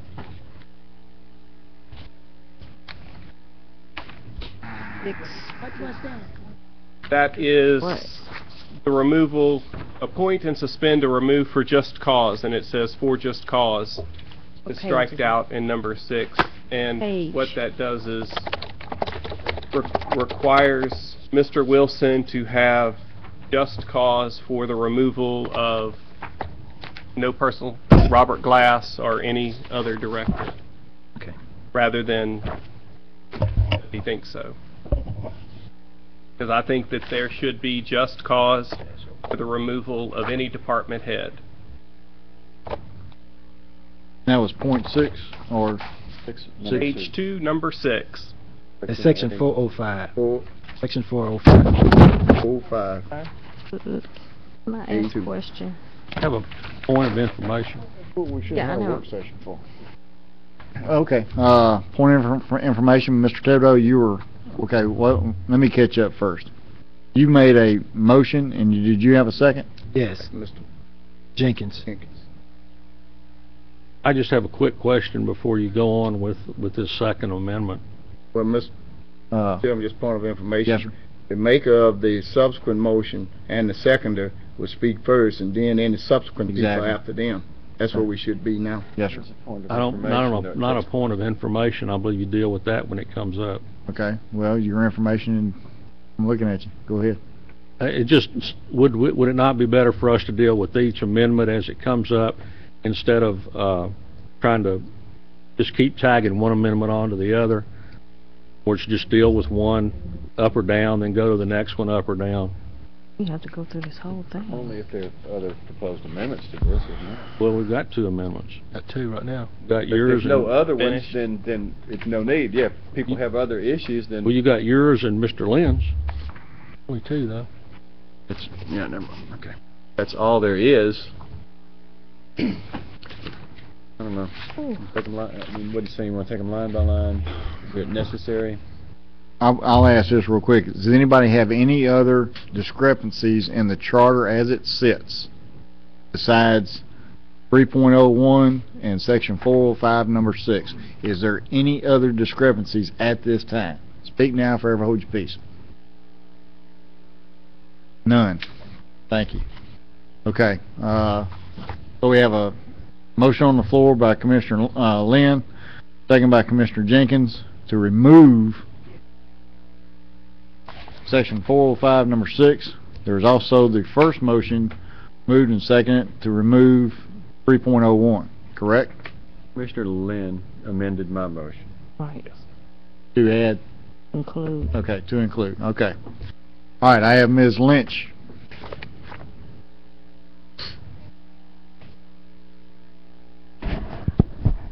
From the village idiot. I just wanted to say that this has probably been one of the toughest decisions that I've had to make since I've been on the commission. And I know we're kind of, the time is going, but I don't want the public to think that any one of us has not given these changes a lot of consideration, especially as it relates to term limits. Everybody may not take the mic today, but I can tell you a lot of discussion has gone into everybody's vote, whether that's for or whether it's against. And I want to say that, it's a tough decision to make, because this was decided in 1991. And we know that there are tens of thousands of people who have registered to vote since that time that may or may not have an opportunity to weigh in on this matter. And I have colleagues that obviously are going to be affected by whether this passes today, and that weighed upon me heavily. My conversation that I had with those that have experience leaving because of term limits, Commissioner Epperson, Commissioner Escaday, who left and came back, and my 2 colleagues that are facing term limits, Commissioner McCullough and Commissioner Pearson. Experiences and the conversations that we had weighed heavily on me. And I also want people to understand that most of our colleagues throughout the state do not have term limits. And so when we come, bring our leadership abilities to whether that's at the state level or whether it's at the national level, we have to hit the ground running, because we only have 12 years. We have some commissioners that are police jurors that have been in, 20 plus years. And as long as they keep their, constituents happy, they can stay as long as they want to. But knowing that we only have 12 years, we hit the ground running as soon as we're elected. And we've seen that Commissioner Cox serves on the state board with the Police Jury Association, which some people that have been police jurors or commissioners haven't done in 25 years. Same with Commissioner Pearson. I serve on 2 national boards of county commissioners myself. Commissioner Jenkins, who's a new commissioner, is already serving on a state board, and so we don't really get the luxury of being able to just kind of take our time to do things. So I want people to know that there are definite pros to not having term limits, even though I personally believe that there are more cons than pros, but I do want to say that there are definite pros to it as well as cons, and so I just wanted to make that statement to let the public know and my constituents know, as well as my colleagues, that that this is a very serious matter that we're considering here today. Thank you. Thank you, ma'am. Mr. Jenkins. Thank you, Mr. President. I support the second amendment to the ordinance. And I just want to use my time briefly to discuss that part of that pertains to deleting section 405, powers and duties of a parish administrator. And when this matter came before the previous commission, I spoke out in opposition to it at that time, and I'm speaking out in opposition to it again at this time. And I just want to be clear for the record where I'm at on this. You know, I think it comes a time, and I'm speaking to my colleagues more than anyone else, that we're called upon to show leadership. It doesn't have anything to do with our specific district sometime. The people of this parish have spoken, and they have put the responsibility for parish government in the hands of the 12 persons who sat down here. It may not be me one day. It may not be you one day, Mr. President. But they said the buck stops with this commission. The only thing more powerful than the 12 of us sitting down here when it comes to parish government is this charter. So when you began to make suggestions about amending this charter, I take that very seriously. I take it very, very seriously, because it is the most powerful document there is when it comes to parish government. And I think sometimes leadership requires us to look past personalities. This amendment has nothing to do with Mr. Wilson and the fact that he's the present administrator. And this amendment doesn't necessarily have a lot to do with us, because one day we won't be here, but there are going to be some future people who are going to have to serve as commissioners. I think government needs a system of checks and balances. It's fundamental to the right operation of government. You got to have a system of checks and balance. There has to be a balance of power. I studied government. Political science has a degree in it. It's a fundamental. It's a fundamental. It's a fundamental. What you're doing when you change this and put this new language in here, and don't be misled by it, is that you're taking some authority away from this commission to make inquiries as to why people in upper management have been released. Just suppose Mr. Wilson gets a $500,000 a year job and he's gone tomorrow, and you bring in a new administrator. You bring him in 1 week, the next week he fires everybody, every department head down the line. You got to read this thing, because what it pertains to is people in upper management. It pertains to your finance director, your public works director, the directors of animal service, people who are very much involved, more so than any commissioner who will ever sit around this table, in the day-to-day operation of government. You bring in a new administrator 1 week, he comes in the next week and he fires every one of those people. Do you know, if you change this language, what you are doing is you're saying, as commissioners, we cannot even make an inquiry into that? You know why you're not going to be able to make an inquiry into it? Because that administrator is going to tell you the charter said I can do it. That supersedes your authority. And I don't think that's a balance of power. This doesn't have to do anything with Mr. Wilson. You know, get that out your mind. This is about leadership. This is about what the people of this parish have already said they want in place. They want checks and balances. I'm going to support the amendment, the second amendment that has been proposed by Mr. Lynn. I'm asking my colleagues to support that. If for some reason that fails, then I'm not going to support the first amendment that simply gets rid of term limits if this stays in there, because I think it's equally important. I think we owe it to the people of this parish to make sure that we, as a commission body and future commission bodies, can look into and make inquiries, especially when someone in upper management has been released. I'm asking you to really think about what you're doing, to really think about the impact of what we're doing when we change this language and take it out. I'm asking you to support the second amendment. Thank you, Mr. President. Thank you, sir. Ms. McCullough? Oh, I'm finished. All my questions have been answered. Thank you. Thank you, ma'am. Mr. Pearson, before I come back to you, I want to finish the first round. Mr. Thibodeau? Was it the committee that wanted to have this term limits put on the change here? Do the committee recommend that we go to the voters to change? I can answer. Is there anything else on here other than, I think, what Mr. Lynn once removed, that I think everything else the committee approved or recommended, is that correct? Yes, sir. All right, then I agree. We asked the committee to do some work, and the only amendment that I can see that has nothing to do with the committee is the first one, and that's because we or someone wanted to put the term limits back up for vote. One commissioner talked about the people's vote. You know, I don't know how much clearer the voters can be about term limits than what they were on the last vote. I mean, it was well over 70%. And I can honestly say that I have not had one single person ask me to please vote to put these term limits back on the ballot. Not one, other than the commissioners. So I'm all for doing what the committee is recommending, but I think that we need to vote against putting the term limits back on.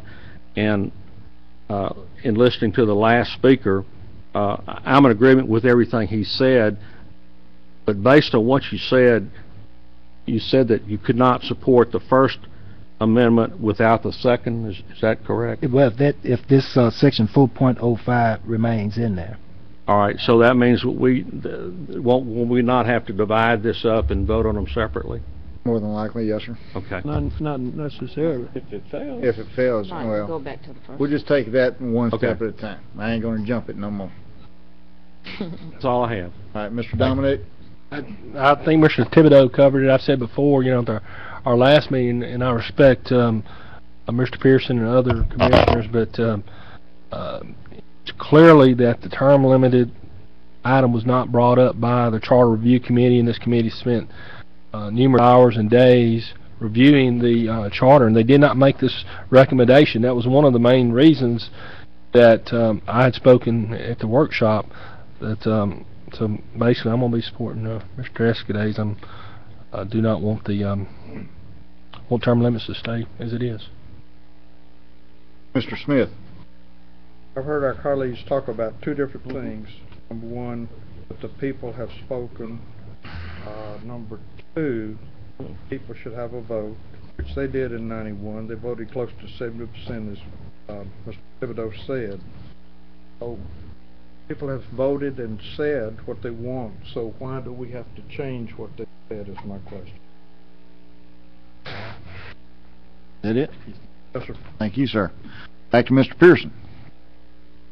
I don't want to be argumentative, but, you know, the state has constitutional revisions, you know, and the people vote those in, and they come back 20 years later, and then they redo them. So, I mean, we won't, I've said what I needed to say about that, and I won't revisit it. What I'd like to do is ask Attorney Grubbs to read another portion of the charter, because I think if we try and lift and take just cause out of there, then we have other issues in the charter that's going to cause us. And if you would you read that portion of the charter that deals with working at the pleasure of the administrator? Yes, sir. There's another provision in the charter, and this addresses a comment Commissioner Lynn made a little while ago, that specifically talks about department heads. And I want to make sure y'all understand the meaning or whatever of this paragraph 6. There's another provision, which is 501 of the charter, that reads in part, the heads of all departments created by or under this charter shall be appointed by the administrator subject to approval of the commission and shall serve at the pleasure of the administrator.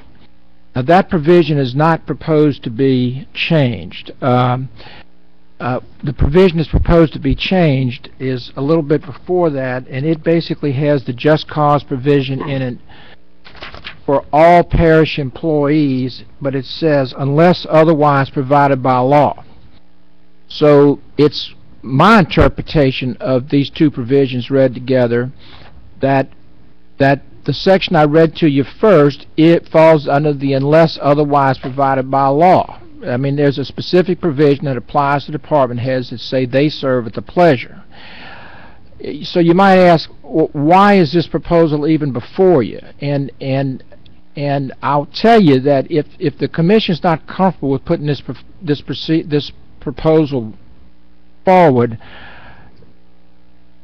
don't do it, because I think the only reason it's the only reason the committee approved it in the first place is because I pointed out to them that in some litigation that we had been involved in, someone tried to make an issue out of an apparent difference between those two provisions, and yet I don't think there's a and so this was basically their attempt to try to cure an apparent conflict. But I think as a matter of law, because section 4.05, which y'all are proposing to amend, specifically provides for, you know, unless otherwise provided by law, and then you go to specific provision on department heads, and they say serve at the pleasure. I don't think this proposed amendment has any substance to it anyway.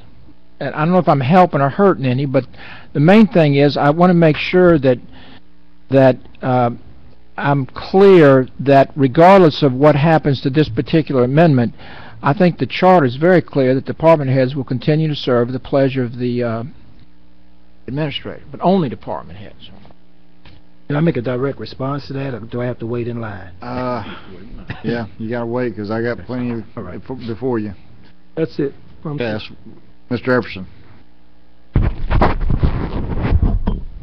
Well, for whatever it's worth on 6452, I'm going to oppose that.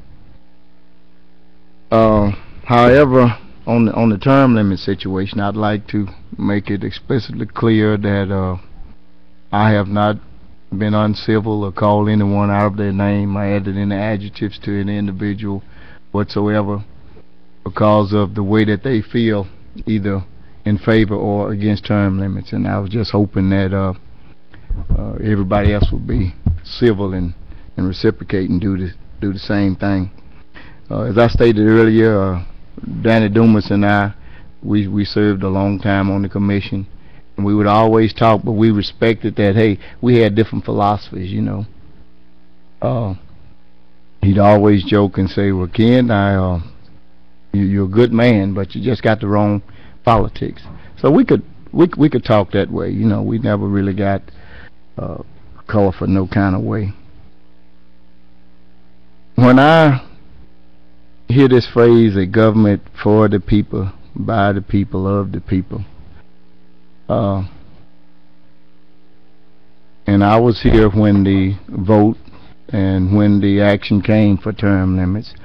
I was opposed to it then, and I'm opposed to it now. For the reason, because I think we do have term limits. It's left up to the people. Oftentimes, I go out into the community. I notice some people say no one has asked them about term limits. I went to people, and a lot of them don't know the difference between the responsibility of a Caddo Parish Commissioner and the City Council person. I went to 11 block parties the other night,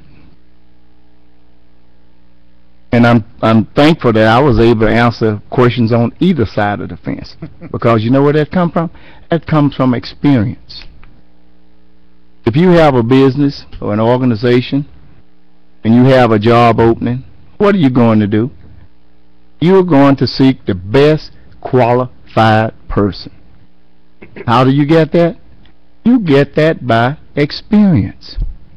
And you know who's going to judge you? Your superiors. Our superiors are the taxpayers of our respective districts. You perform well in that job once you hire, you get experience, you get promotions, you get raises, you get longevity. And if you don't, you're terminated, whatever the reasons are. I think it's a fitting badge or an image that an individual can be astute and articulate in what he or she does. The people appreciate that. The local level of government is the only place where our constituents can run into us in the grocery store, can basically call you anytime, day or night, can see you in their church, in your churches, can see you in the community, and feel that you have a genuine connection with them, that they can talk to you. Can you do that with your congressman? That's where the majority of our problems come in. And if we want to look at situations about longevity in governmental position, basically you see a lot of things in appointed positions. Well, because we have so much negativity coming out of appointed positions and other elected positions, we've had so many bad things coming out of law enforcement officials. We've had judges with problems. But guess what? Sooner or later, the law is going to catch up with you. If you aren't performing well, the citizens are going to catch up with you because they'll either vote you in or vote you out. I am going to support the removal of, the removal of 052, and I'm not going to support the removal of the section for term limits in this particular ordinance to be sent to our citizens. Thank you. Thank you, sir. Mr. Dominic. I'm okay. You're good? Yep. Mr. Jenkins. I simply wanted to point out the difference, just going back to what was stated by a parish attorney who I respect the opinion he's given. It's not what I'm talking about now. The difference is, in one light it talks about the powers of the administrator, but in that is also the issue of how do we as a commission body have a right to make inquiries, and that's where your just cause will give you that right to do that. So this is not something that just gives somebody a right to try to sue. I don't have any problem with the fact that the parish administrator ought to be able to hire and fire people. I don't have any problem with that at all. But I don't want anyone thinking that this language in here gives somebody a right to sue us. That's not so. It gives an opportunity for a commission body to make inquiry when a department head, someone who's involved in the upper management of our parish operations, where we can make an inquiry as to what surrounded that, what was involved in it, if we choose to do so. We may not choose to do so. But if we choose to do so, that's the only thing that's going to let you do it. If you remove that, then you don't have anything that's going to do it. And that administrator, he or she, is going to stand at that microphone and say, hey, look, the charter said I can do it. End of story. Next item on your agenda is done. So that's what I'm talking about. Thank you, Mr. President. Thank you, sir. Mr. Escadade. I'd just like to point out that we're worried about a crazy administrator running off people. Same time, we're going to take two-thirds majority now to get rid of a crazy administrator instead of just a simple majority. I don't understand how these two things are going to help anything out, but that's just my observation. Yeah, if you had an issue with that section, we was asked to bring it up. If you had an issue with it, said bring it up so we could go on and consider it. Okay. At this time, I don't show anybody else, and I was told when I took over the president's chair that if I had anything to say, I needed to say it last. So here's my shot. My first 5 years here has been great, been very productive as far as I can tell. I'm the one who brought up term limits. I'm not ashamed of it. I work hard in my district. And anybody that says you can be a career politician and think that of the Caddo Parish Commission as a starting point for being a career politician is wrong. We are a servant of the people, and if the people want you to stay, I think they have the obligation and and should have the opportunity to put you there. I may not be here 3 terms, who knows? But you see other bodies without this. I think this was more in line for higher seats, higher than the Caddo Parish Commission. I see no problem eliminating term limits.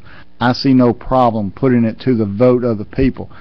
There are thousands and thousands of people who were not here in 1991 that might like to say something. There were 1,000 people who may say, nah, I don't like term limits. But give them the opportunity to vote on it. 1991 was a long time ago, people. Gas was cheap back then. Milk was cheap back then. But when you have a group of people that voice their opinion, and I respect everybody's opinion, and I will listen to it. Ask Mr. Cuvion. He and I have seen different sides of the aisle before, but we've always sat down and talked about it, no matter what the issue was.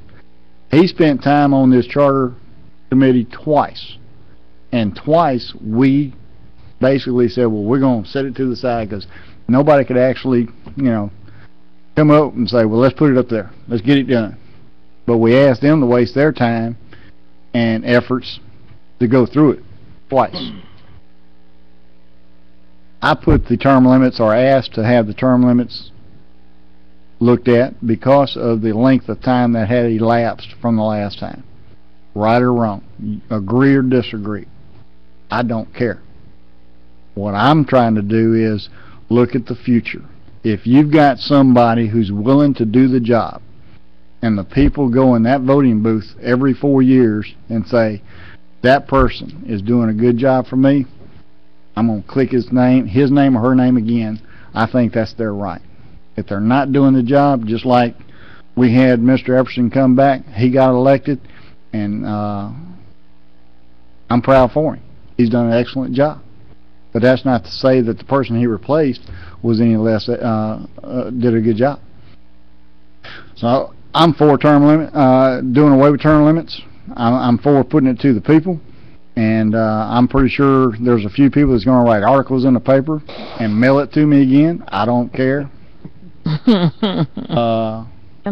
we'll go along with that. So if y'all vote your conscience, and if it goes through, it goes through. If it doesn't, it doesn't.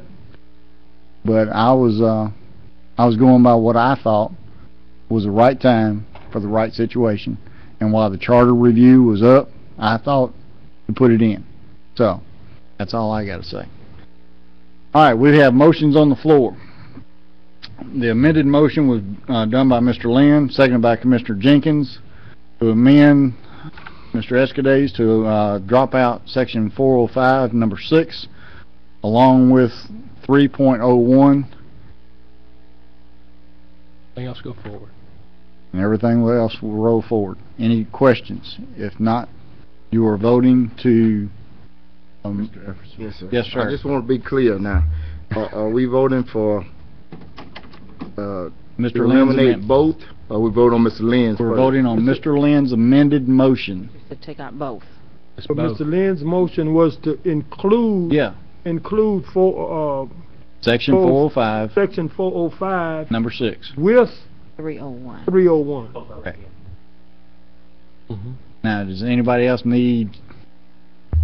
So that means if you don't want one of them, you got to vote against both of them. That's what it means. Yeah. And I would... You haven't called for the question, have you? No. Okay. Look, I want to make a substitute motion at this time. A substitute motion to eliminate section 405. Second. This section 405 is all my motion is to eliminate section 405.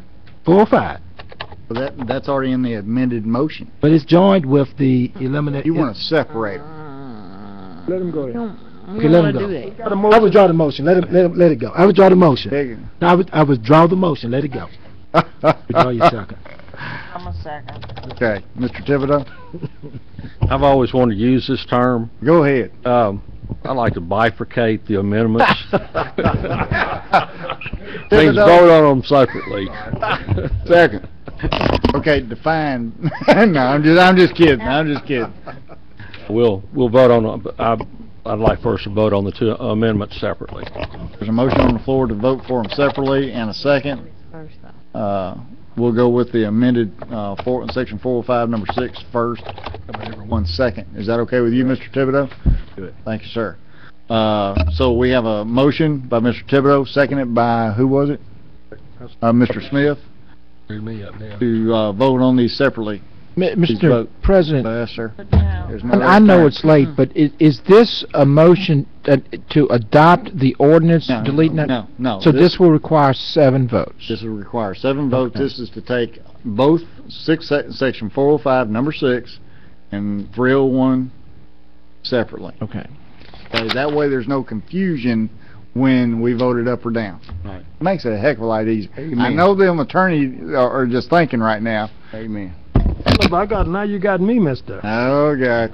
Oh. If we vote on 1, on 405, and vote 405 passes, we don't have to vote on 405 again.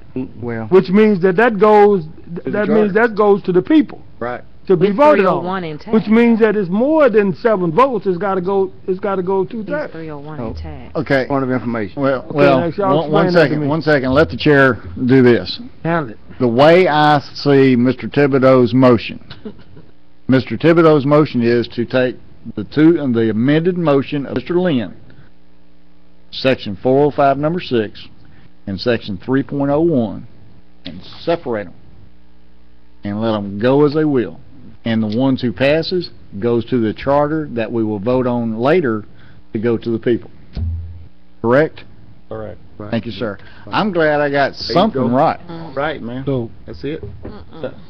I don't think you can do that, can you?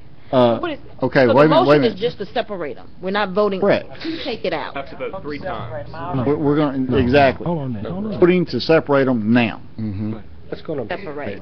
Okay. Not to take them Then, out. wait a minute, then Come back. we will vote on them separate to see which one goes with the charter or not, and then we vote on the charter as a whole. There you go. You got it, Mr. So when we vote on once we separate them, if we vote on section 405, I just want to be clear, if we vote on section 405, and it does not receive 8 votes, that means it does not go to the charter, because you have to have 8 votes for it to go. Correct. So that's what I'll be voting against. So if I I'm vote gonna yes, be voting against 405 it. is removed. Making sure. Okay. Now, before we go anywhere else, I'm looking at my attorney. Mr. Attorney, are we correct? Look, as I appreciate the motion, it is simply to delete 405 from the ordinance.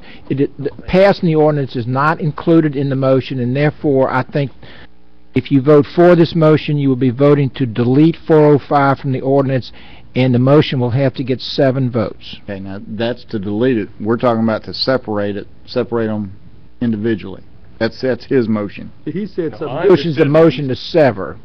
That's just a procedural vote, right? Right. So that'll take 7 votes. Okay.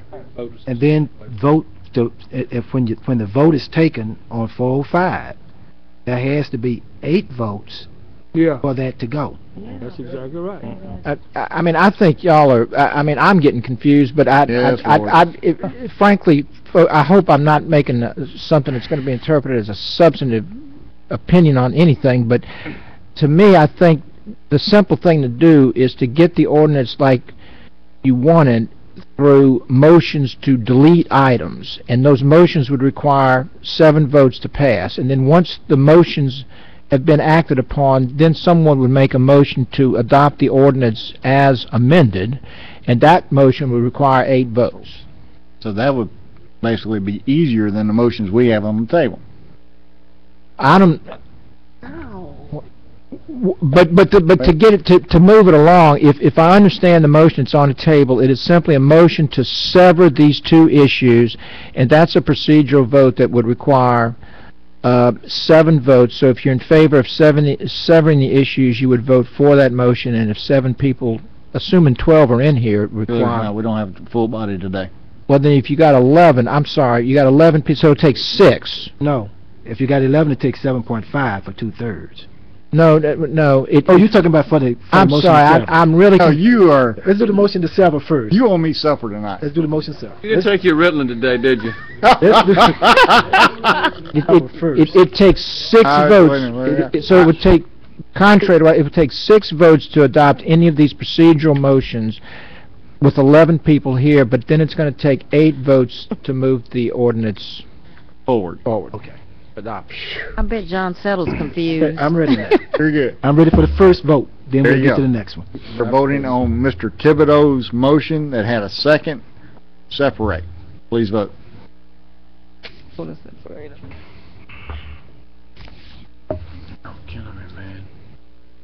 And that passes. So now it is separated. Now, wanna get confused. my parliamentarian has I'm going to vote yes. I don't want to get confused. Lynn for his motion. Yeah. We go to, well, we have Thibodeau and Pearson up on the screen. So, What? Mr. Thibodeau, you were just up for the deal, for your motion. That's where. Right. Okay. Mr. Pearson, were you up there? Okay. Clear the screen, please. Thank you, ma'am. Point of clarification, Mr. President. I guess you knew it was coming. Here's what I'm saying about this vote that's about to take place now, because we only get one shot at it, so I need to be clear. Okay.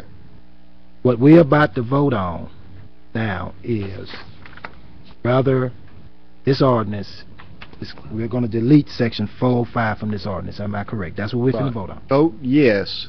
That is a yes vote to delete it from the ordinance, correct? That's the way Yes. that's the way your motion was, Mr. Yes, Lynn. that is correct. Okay. You vote yes. That is to take it off the charter, not to the people. Wouldn't it? Right? Yes. Alice ordinance. To remove this from the charter, this Right. will never even go to the people. Right. Nobody will see this. Just needs a simple majority. It was already there. A yes vote takes that section 405, number 6. A yes vote will take it away, and the people will not vote on that. Does that take 8 votes? No, just 6. 6 votes. Because we're just doing a procedure. So not right now. We'll say everybody say it votes 6. It'll take 405 out, and then we're going to vote on the term limit. Let's say we vote 6. That'll take it out, and then the ordinance will be just like. As amended. Then the motion to put the ordinance before the people will be everything except, less than except, I'm using some lawyer terms, No, 301 God, don't do that. and 405. That'll take That 8 will take votes. 8 votes right there, because that will be the final vote to adopt the ordinance to put it before the people. Yes. Okay, so right now we're just voting to amend the ordinance. We're not voting to adopt the ordinance. When we vote to adopt the ordinance, that's when you're going to take 8 votes. We've got 3 votes ahead of us right now. Okay. 405, 301, and then the final passage to the voters. 6, 6, and 8. Okay. That makes sense? I thought it took... Okay. You follow me? I mean, because we're the first 2 votes are just procedure. We're saying take it out, take it out, and then the final one is the Or vote. leave it in. Leave it in.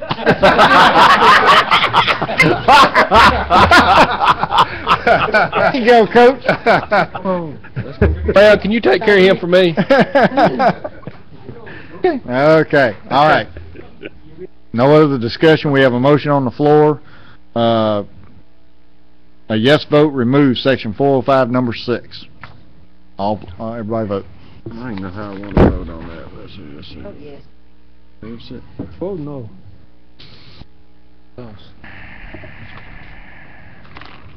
Two, Let's four. let him do what he wants to do. Let's see how many voted yes. 2, 4. 5, 6, 1, 7. 2, 3, 4. We had 8 yeses, 3 noes. Passes. Okay? That's So that's out. gone. All right. But you win. All right. Really? Mm-hmm. You're not going to call After me when you all took that that. loss, right?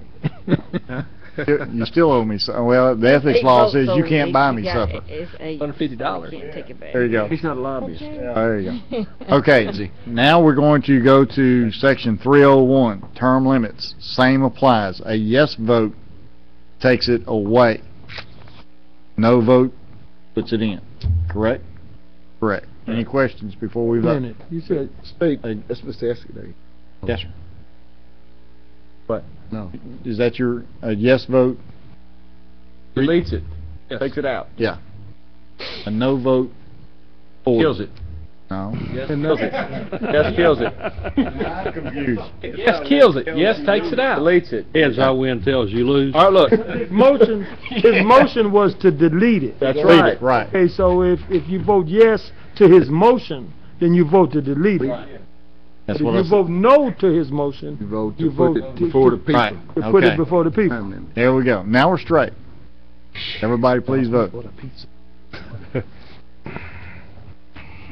And I knew this was coming. I'm confused. If you want to put it before the people, vote no. That's right. If I want to put it before the people, vote no. That's right. Right. The motion is to delete Come section on, 3.01. Okay? That is, if you vote yes, we're going to delete that. He's a from the lawyer, term Rose. limits. Don't let him confuse you. All right. All votes are in. All votes are in. What's that? 2, 4. We got 6 for, 4 Show it. against. All right, you got 7. Can't have 7. 2, 3, 4, 5. Gotta have 8. No, not for this. No. No, not Okay, yeah, that's Jordan. We have 6. So that's I need gone. 6. Okay. Need 8 on the next one. The next vote and the final vote The 8. is for the charter to go to the people as is, as amended, without 301. And those are gone. Without Don't even 301. talk about them no more. As amended without 301, 1, 4, 4, and 5. 5 are out. That's right. We're voting to send the charter to the public to vote on as is. So move. Second. Been moved by Commissioner Lynch, second by Commissioner Lynn. Any discussion? I hope not. Let's vote.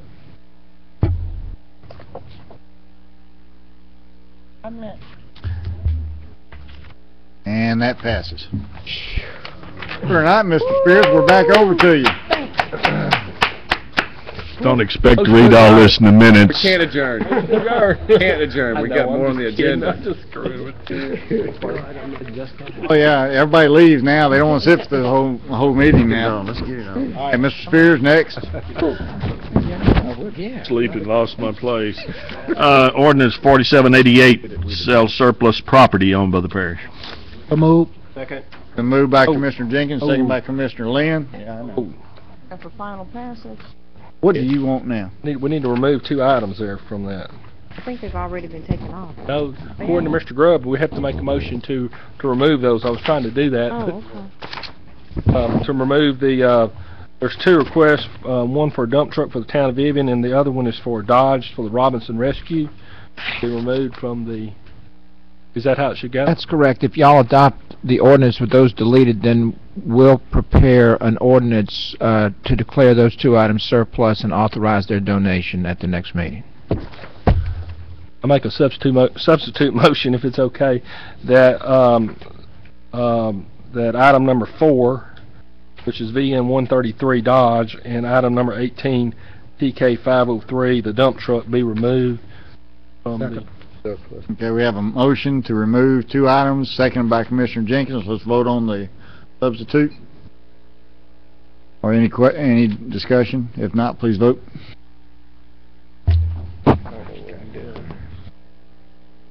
And that passes. Lynn, did he? Yep. There he is, okay. I knew he had his finger up there. I wasn't sure. And that passes. Oh. Do I hear a motion? He's already, Okay. they already Okay. made the motion. All right, Mr. Spears. Ordinance 4789, sells adjudicated property. So move. Second. Moved by Commissioner Pearson, second by Commissioner McCullough. Any questions? Please vote.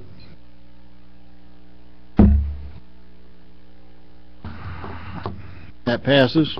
Mr. Spears. Yes, sir. Ordinances for introduction by title. Ordinance 4790, declare certain adjudicated property to be surplus and authorizes their sale. Ordinance 4791 authorizes execution of an act of donation of adjudicated property to St. Matthew African Methodist Episcopal Church. Ordinance 4792 amends your charter, code of ordinances, rather, to add West Lakeshore Drive to the Schedule A speed limits. And ordinance 4793, amend your code of ordinances to add the intersection of Pine Island Road and East Pine Island Road to the Schedule D stop intersections appendix. And Okay, work sessions. I haven't got those for you today. Not a problem, sir. Let's see, resolutions. We've already done resolution 25 and 26. Old business. None on the agenda, sir. New business. Confirm members to the Juvenile Justice Committee to travel to the JDAI conference. Second. Been moved by Commissioner Pearson, second by Commissioner McCullough. Any discussion? If not, please vote.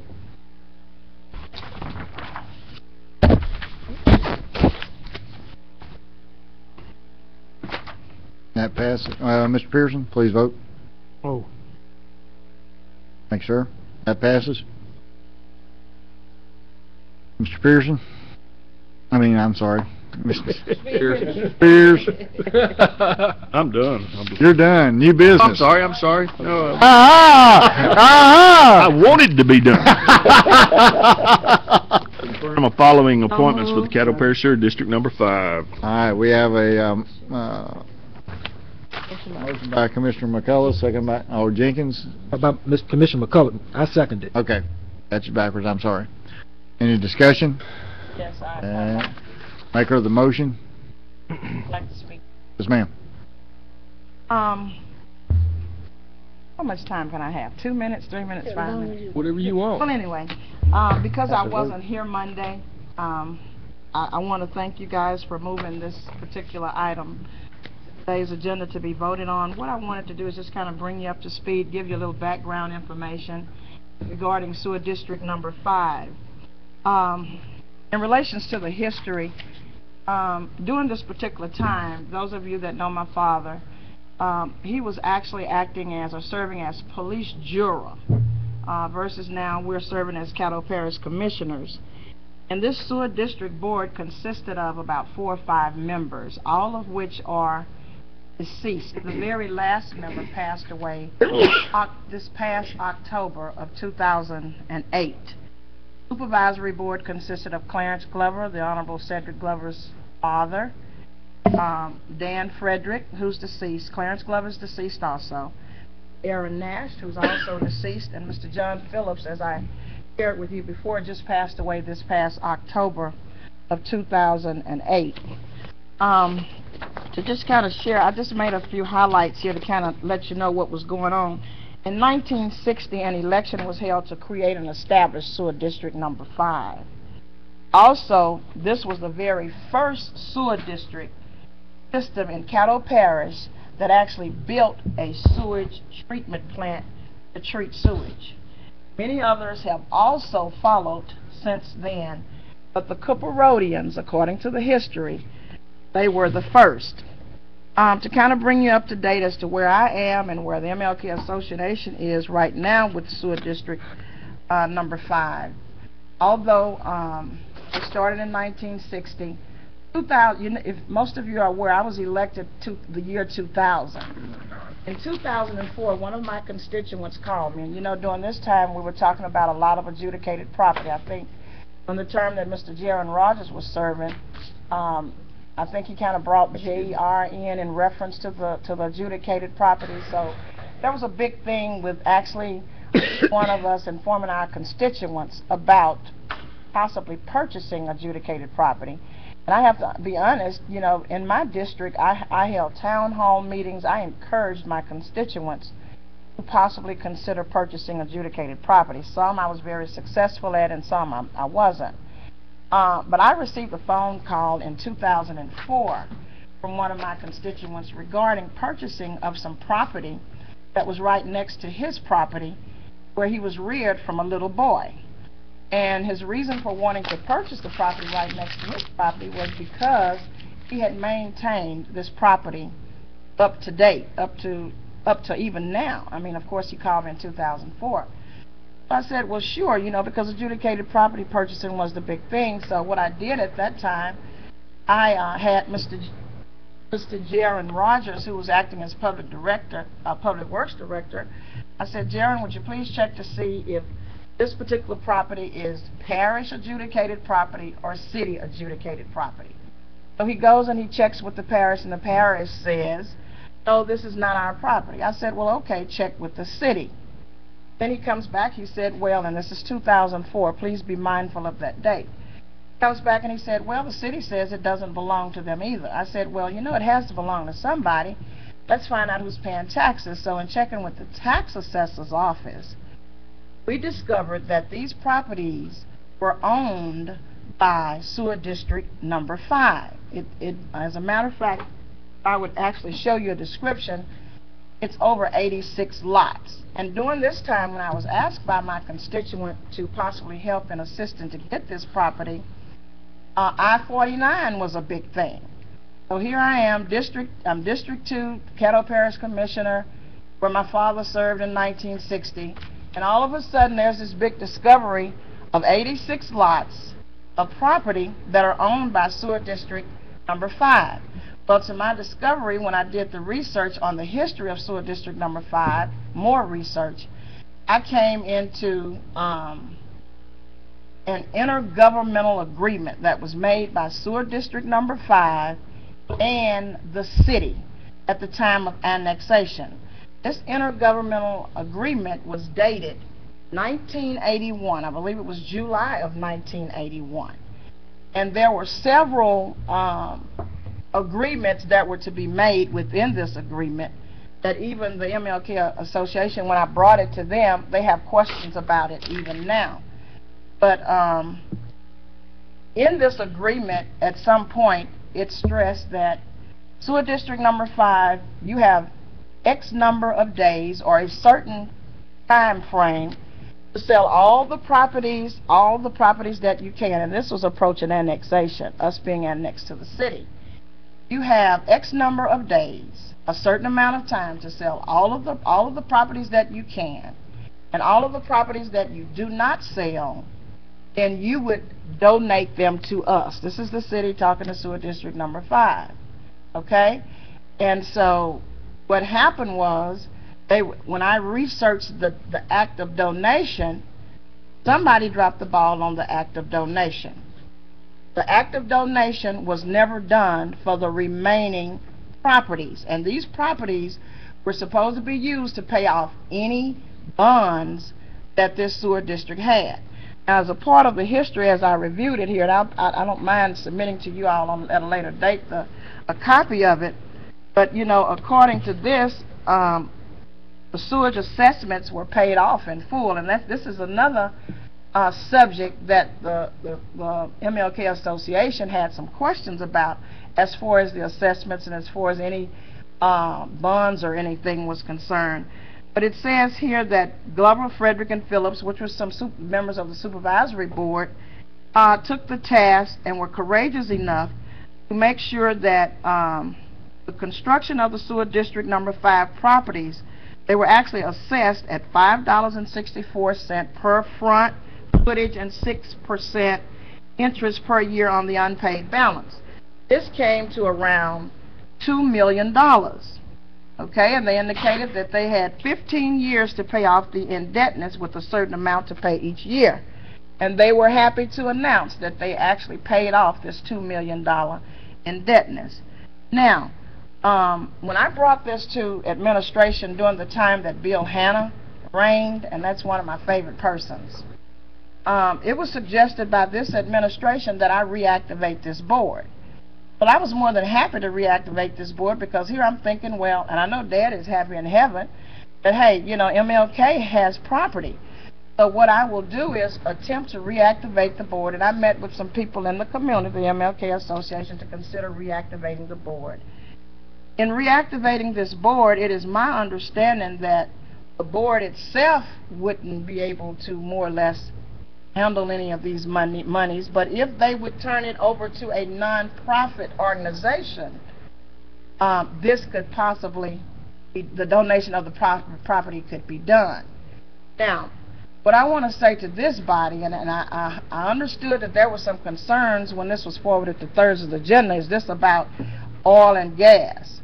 This could be about oil and gas, this could be about housing, this could be about sewage, this could be about garbage, this could be about services for the elderly. This is about services.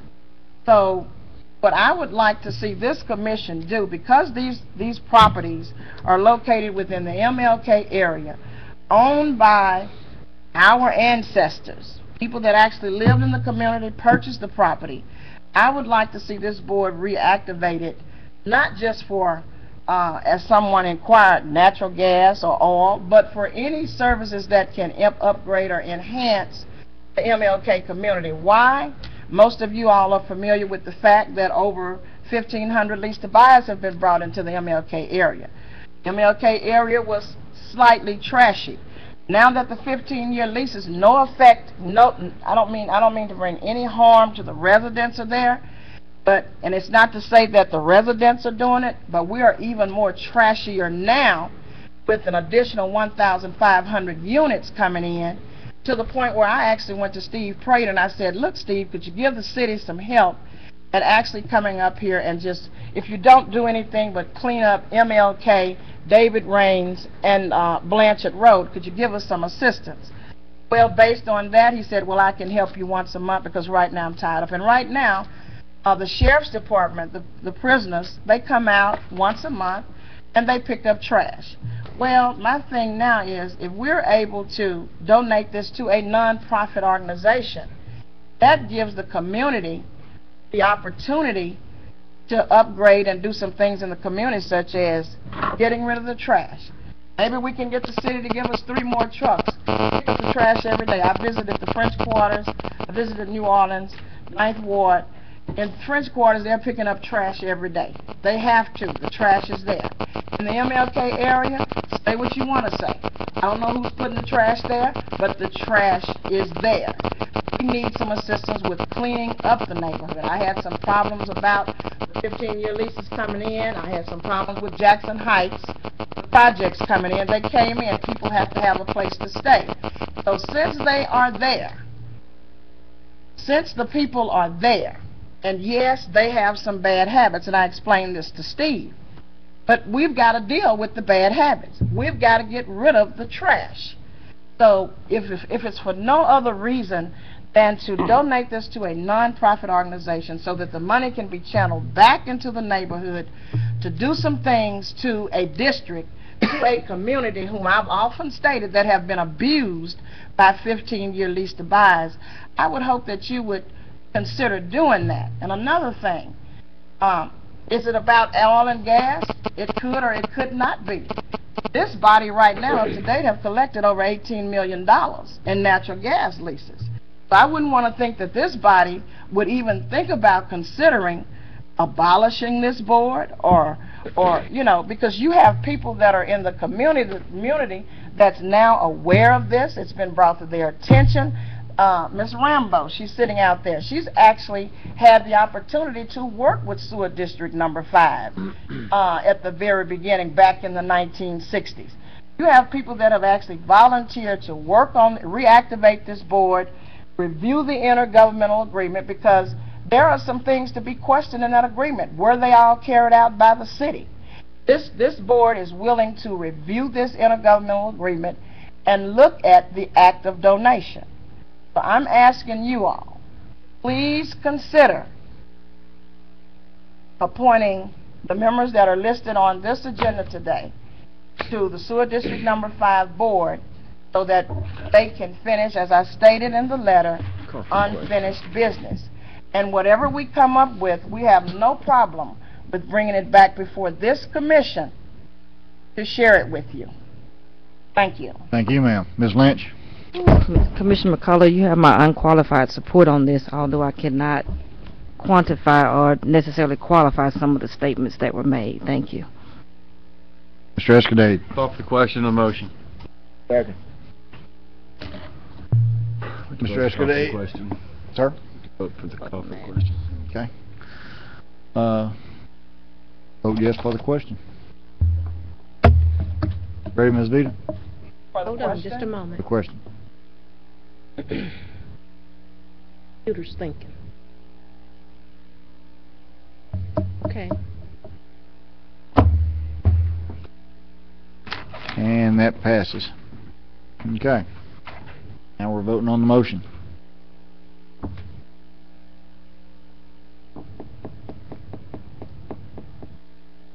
Everybody please vote.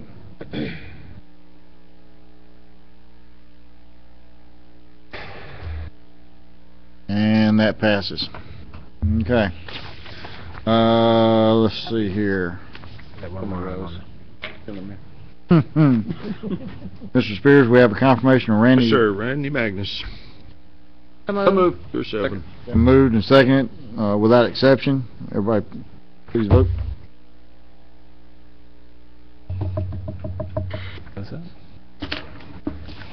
And Mr. Lim, please vote. There you go.